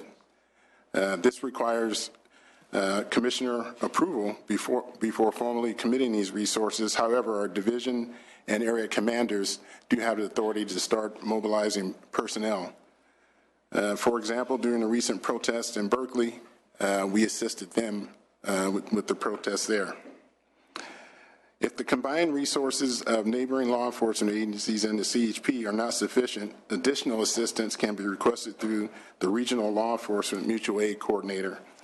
Now, California is divided into 7 regions, each of which has a designated county sheriff who is the coordinator for law enforcement mutual aid requests. The regional coordinator is responsible for making formal requests for assistance for law enforcement agencies, including the CHP. If the resources from that region are inefficient, they're not enough, then the Office of Emergency Services Law Enforcement Division will coordinate requests from throughout the state. I want to talk about training for a few moments. Training and preparation, like the chief talked about, is very vital to any civil demonstration because we want to protect the rights of free speech, but we also want to maintain public safety. And during academy training, all of our CHP cadets, they get 8 hours of civil disturbance training. They also get 4 hours of tactical riot training while they're in the academy. And then annually, all of our personnel receive in-service training on tactical formations, tactical communications, and crowd control techniques. Now, several years ago, we put together what we call special response teams. So these teams are made up of individuals who have provided additional training. These teams are combined of officers who are specially trained and equipped who can respond rapidly to civil disturbance and other incidents or emergencies throughout the state. One of these specialized teams is located in each of our 8 field divisions that we have throughout the state. And these officers receive a lot more training. These officers receive 20 hours of initial certification training. Then they receive an additional 16 hours of annual recertification training. And then on a quarterly basis, they receive 8 hours of refresher training. And the members of these teams are selected based largely on their experience and their maturity in handling complex incidents and demonstrations. I want to talk a few minutes about our response to recent events where we responded both in a primary role and a support role in the last year. In fact, last week, we responded to the University of California and assisted the University of California Berkeley Police Department in Berkeley with the Free Speech Week that they had there. Recently, following the presidential election, the CHP provided emergency response to several spontaneous, unplanned civil demonstrations in the San Francisco Bay Area and in the LA area. And in those demonstrations, we played both roles. Some of our responsibilities were a primary role of keeping our freeways open and safeguarding state property, and then a support role of supporting our local law enforcement agencies. And then in 2016, I don't know if you're aware, approximately 300 CHP officers, we responded to Cleveland, Ohio, in a response for assistance to assist at the Republican National Convention. And myself and Assistant Commissioner Silsby, we took 298 CHP officers to Cleveland, Ohio to assist with the Republican National Convention. And also there were other state law enforcement agencies from throughout the United States that the City of Cleveland and the Ohio State Police have requested provide assistance at the Republican National Convention.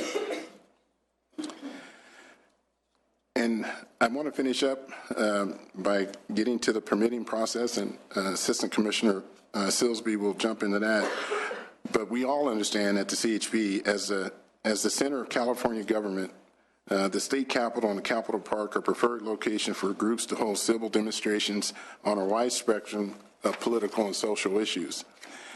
The CHP is highly sensitive to the importance of this location and ensuring that groups have an outlet here for peaceful free speech events. Assistant Commissioner Silsby, who oversees our field operations, will take a couple minutes outlining both our permit processes for events here at the Capitol and some of the things that we take in consideration when planning and responding to these events. So I'll turn it over to you. Thank you very much, and so delighted to have Scott Silsby, who is the Assistant Commissioner with the California Highway Patrol, here to talk about some of these issues. Good morning, sir. Thank you, Madam Chair. Members, it's not lost on me that I'm last, so I recognize you're busy. So the government code, the California Government Code, gives the California Highway Patrol the authority to make rules and regulations on state property and specifically Capitol grounds. The California Code of Regulations, Title 13, is where we define the permit process.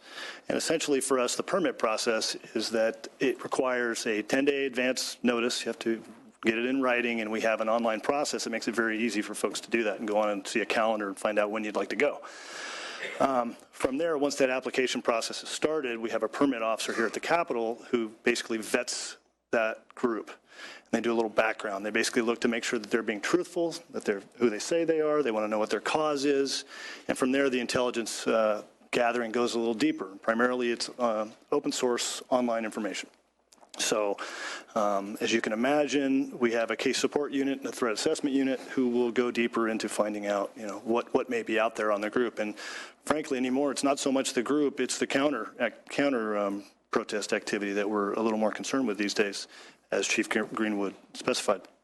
So as we look into that with our own resources, if the threat looks a little higher, we will check with our allied agency resources, the fusion centers, potentially the Joint Terrorism Task Force.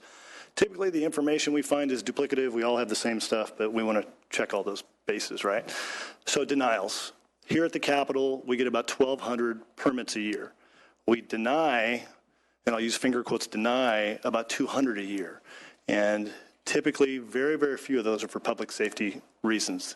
Usually it's administrative. Folks don't realize that there can't be any commercial activity. They can't have a bake sale. They don't realize that the permits go to DGS, the Department of General Services, and they determine whether insurance is needed. And that could be a game changer for a group. Also security. For every 50 people that you bring, you've got to have one person at least for security, and that could be cost prohibitive for a group. We'll also look at their history. Have they been a problem before? Have they followed the rules? But as I said, very rarely, in fact, 0 in 2016 were for public safety. 2017, we have one that was for public safety, and I'll tell you a little bit about it. Basically, it was a group called Make America Great Again. You may have heard of it. They were a group that was working with us. Organizer was very upfront. A couple hundred folks were planning on coming. Ultimately, as our background, as we looked into it, we found out that they were telling their folks, hey, you need to bring tasers and pepper spray to protect yourself. And we had the same response. And then looking further, we realized that the reason, and that this is what they told us, was they were hearing from other online sources that the other side of the argument was saying bring pepper spray and bring weapons. So didn't matter to us. They had espoused bringing weapons onto the Capitol, so we denied that, which saved us all a lot of trouble. Let me tell you a little bit about some of the cases that we've had here, a little history. And I think you'll see a theme because things escalate as far as what certain groups are willing to do. So in 2011, there was a group called the South Africa Project, and their cause was white genocide in South Africa. Again, our cause is here at the Highway Patrol is to allow the free expression of First Amendment rights. So we didn't see anything that caused us too much concern. There's a very small group. We made arrangements with them. It was under 20 people. We made arrangements, as we often do, because we found that the key to these is being involved with the organizer and having an open dialogue and trust in the relationship. So we orchestrated that when they arrived, they would arrive at the north side in a parking structure where we would escort them to the steps where they would be allowed to demonstrate for the length of their permit. And when they left, we would escort them out. As is typical with these type of groups, there's about 3 times as many counter-protesters there, and the counter-protesters were doing their thing but weren't overly aggressive. As we started to wrap it up, they started to wrap it up, and we were starting to prepare to escort them out. That group of 40 who later self-identified themselves as Antifa dropped their backpacks that they were carrying around, pulled out black hoods, masks, and pulled out rocks and concrete, and started, for lack of a better term, to attack the South Africa Project. Ended up in a bit of a melee. 2 CHP officers were injured. Some folks were arrested, and then, we cleared everything out. Later in 2011, a couple examples for you. Later in 2011, I think you'll recall there was a group of student protesters that came to the building, and they were protesting budget issues within the UC and the university system. They worked with us very closely, very well. And as you can imagine, they had a statement they wanted to make. Ultimately, they wanted to get into the Capitol. They wanted to take over the rotunda and have a sit-in. Typically, that's not something. We don't want a disruption in government services, but we're flexible enough. We worked with them. They went in. We did our thing, dispersal order, gave them more time, gave them opportunity for all the media to capture it, and ultimately it wound down. The next year, something different happened. Started with, and this is not unusual, but that year, the following year, they wanted to have 2 people arrested, okay? Not unusual. They want to have their cause carried out. Somebody getting arrested makes that case. They worked with us very closely, and as much as it may have looked like the CHP was the big bad guy, it was all orchestrated when we arrested them, and it worked out well. Everybody was fine. But as we were arresting them, once again, another group dropped their backpacks, masked up, put on black hoods, and started causing damage inside the Capitol. We ended up we had our special response team, which Commissioner Stanley mentioned, off-site but close by. They ended up having to come in, a group of about 70 or 80 riot law enforcement to quell it. So that went away. The last one I'll give you is one that you're all very familiar with. It happened on June 26, where the Traditionalist Workers' Party, which is a well-known white supremacist group, had applied for an application. Very small. Now it's well-known. But there's a very small group, less than 20 people. They had put the permit in. We'd never had any problems with them before. So we say, okay, we're going to allow you to come in. After we approve the permit, we start trying to work with them so we could do the same thing that we had done with the SAP group, which is to escort them in and get them to the point and then get them back out. Well, they never responded. We left messages. We had done emails. And frankly, hindsight, we should have canceled the permit because they weren't responding to us. We just assumed that they would show up where we had directed them to. So we had several dozen officers out there waiting. There was some, upwards of 150 to 200 early on, protesters ranging from family members to a little more anarchist-looking folks that were out there. Looking back, we started to realize, and looking at video as we were looking at prosecution, there was people walking around with signs that were signs, but they had 2x4s that were there, that were holding the sign, and that's a violation, sorry. And there were also, we found video of a truck that pulled up that unloaded about 8 to 10 pairs of crutches. And I didn't remember seeing a lot of people walking around that were, that needed crutches, later to be used as weapons. So, I digress. As we were waiting, the Antifa folks and the BAM folks had better spotters than we did, and they spotted that the 12 to 20 folks from TWP were coming from the extreme southeast side, complete opposite from where we were and where most of our resources were. Before we were even aware, they messaged each other, they dropped their backpacks, they masked up, put the hoodies on, pulled their rocks and concrete and balloons full of what was a pepper spray-like substance, and they sprinted around the Capitol towards where those 12 to 20 folks were, and had obviously, as we're all aware now, they had a big conflict and a fight. It was a running gang fight. By the time we could get the almost 200 between Sac City Police and us over there was 14 injuries. And I'll admit it's very embarrassing. The reality of that day was 14 people were injured. There was thousands of dollars of damage to the Capitol. And while we sought prosecution after a very lengthy investigation for 106 people, the DA understandably said, this is mutual combat in most of these cases. But we had 4 cases, 2 on each side, where felony, assault with a deadly weapon, and inciting a riot. Warrants were issued, and they were affected within the last couple months. So what did we learn from that? Frankly, it was a tough one, because how do you really stop 100 plus overly aggressive folks who are unpermitted, who are willing to sprint towards another much smaller group to affect violence? The way you do it is, as the chief talked about, control points, which are always hard control points. We're always difficult. Here at the Capitol, and the Capitol grounds is 40 acres, right? This is the people's house. We want people to be able to come here, the people's park. We want them to come here and express their First Amendment rights. The other thing is huge numbers of law enforcement, right? So we could have had, in 40 acres of this park, we could have had several hundred officers in riot gear, arm in arm.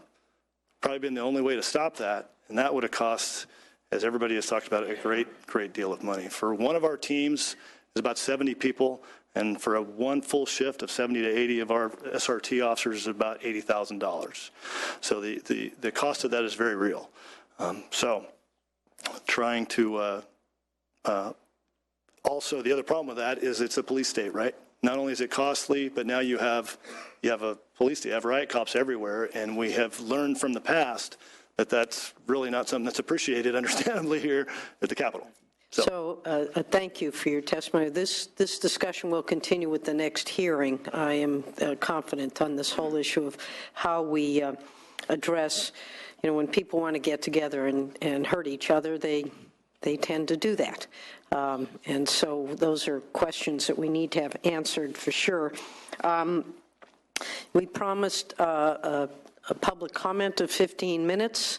I'm going to keep to that.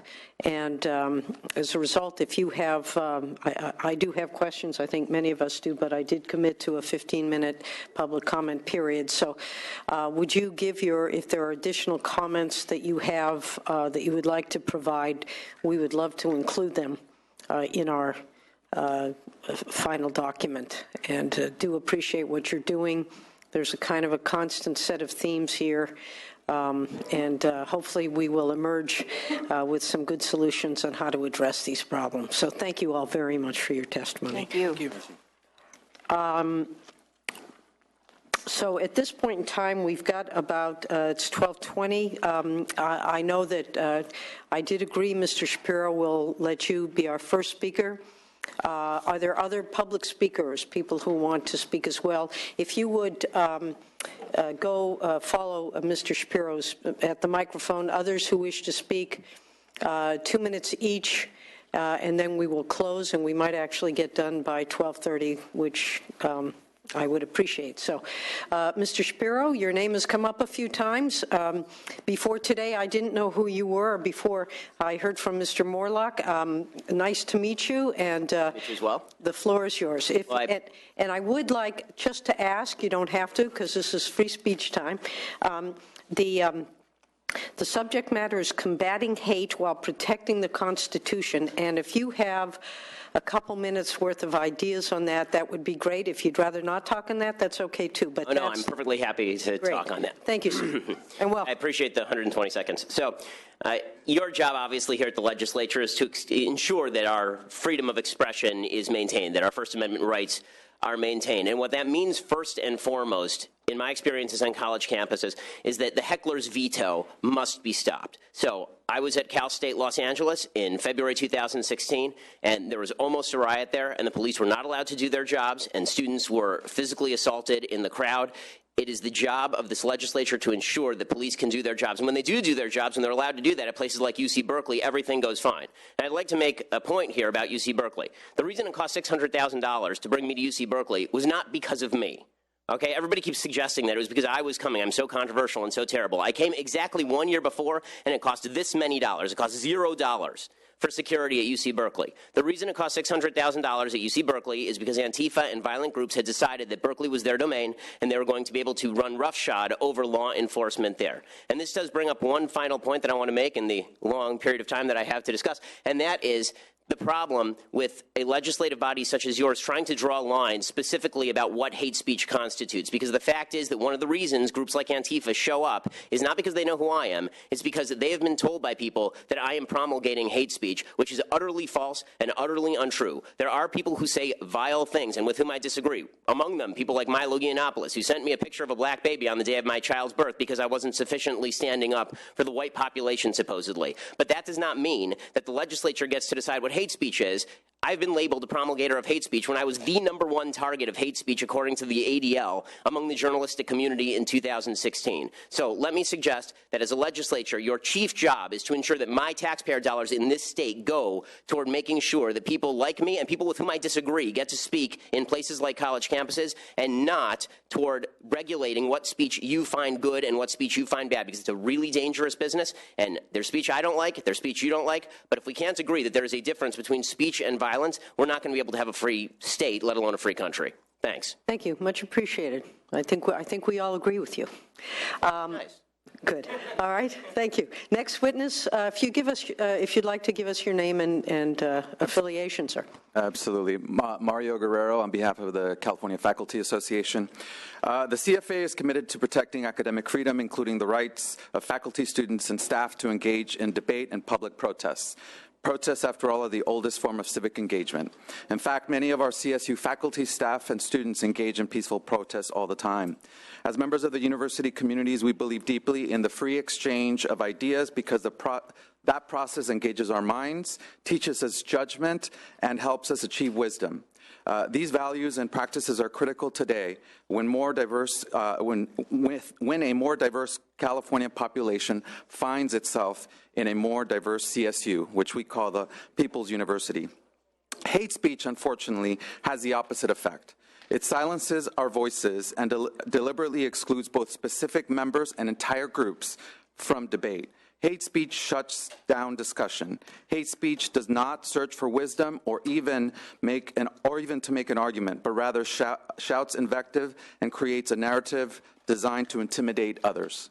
CFA stands against white supremacy, racism, and hate speech. We will support and defend all of our members on campus communities from racist, sexist, nationalist, homophobic, transphobic, anti-Muslim, and anti-Semitic attacks. We condemn all hate speech and hate crimes on campus and in our surrounding communities. CFA will continue to fight for the rights of campus communities to remain peaceful and just. We will not back down for protecting faculty, staff, and students and defending the values of our university system, which is among the best in the nation. The CSU administration has the moral obligation to condemn hate speech every single time it happens and to act swiftly to protect the safety of students, faculty, and staff. We encourage the CSU administration to treat hate speech and expressions as acts of violence that threaten both our academic pursuits and our community of free inquiry. Thank you. Very much. Are there any other individuals who would like to step forward for 2 minutes, public comment? All right. We are on time. I want to thank everybody for being here. I want to thank my colleagues who attended this hearing in full. And before we close, would anybody like to say a final word? Senator Moorlach. Thank you, Madam Chair, and thanks for the discussion. Like I said at the beginning, it maybe just boils down to good manners, that we should learn to agree. We might disagree, but we should disagree agreeably. And so a lot of this stuff is good debate. We have it on the Senate floor. We have it in committee. But we do have certain groups that are coming on campuses that we have to deal with, and we have to figure out how to help our public safety officials. But we also have to help the students. I did a bill this year, Madam Chair, that you had fun with in judiciary on whistleblowing students who are, being maybe a victim of hate speech because some instructors don't like certain, individuals, and it just kind of flows all over the place. So we all have some improvement we can make, and I appreciate your doing this hearing so that we have a time of reflection. Thank you. Thank you. Well, I want to thank everyone who was here. This is a very tricky issue, free speech, and understanding that some people feel that hate speech is destructive. I would tend to agree, but the Supreme Court, I think, has made it very clear, and so certainly we will continue to disagree. I hope we will do it respectfully. I hope that all of our discussions will be respectful and that we respect each other, that all people will be treated with dignity and appreciation for our common humanity. We've had some points of contention during the hearing as to who is doing what to whom, but I think it was very clear that the more we can educate and expose each other to different ideas and to different points of views and to different cultures and that which makes us such a unique place to be, the United States being the melting pot of the world with all our different cultures and life experiences, which really, I think, are what enrich us, and knowing that hate and intolerance do indeed undermine our common humanity, regardless of who expresses it. I think that's, critically important, that we have to do better. And so I want to thank my staff and all those who are here, and particularly Tim Griffiths, who's been working his proverbial backside off to help make this, I think, a very meaningful discussion. But I think we heard strong and bipartisan support for two fundamental points. First, that hate and intolerance do indeed impact us as human beings, and that I think we all aspire to do better and should aspire to do better. But as hard as it can be to swallow, the constitutional right of free speech includes the right to engage in hate speech, and what may be perceived as hate speech by one may not be to another. But there are certain things, I think, that we can all agree are designed to degrade and manipulate and dehumanize and subordinate others, and that is not okay. But It is also not okay to try to heckle down a speaker if you disagree with his point of view, and I share that concern and appreciate Mr. Shapiro sharing that experience with us. So the question then becomes, what do we do about this? And that we'll be thinking about it, perhaps introducing some legislation. I think education is always the key. You know, when you sit down with someone and you find out that you have more in common than you have differences. Well, we all have basic human needs, desires, expectations, wants, goals.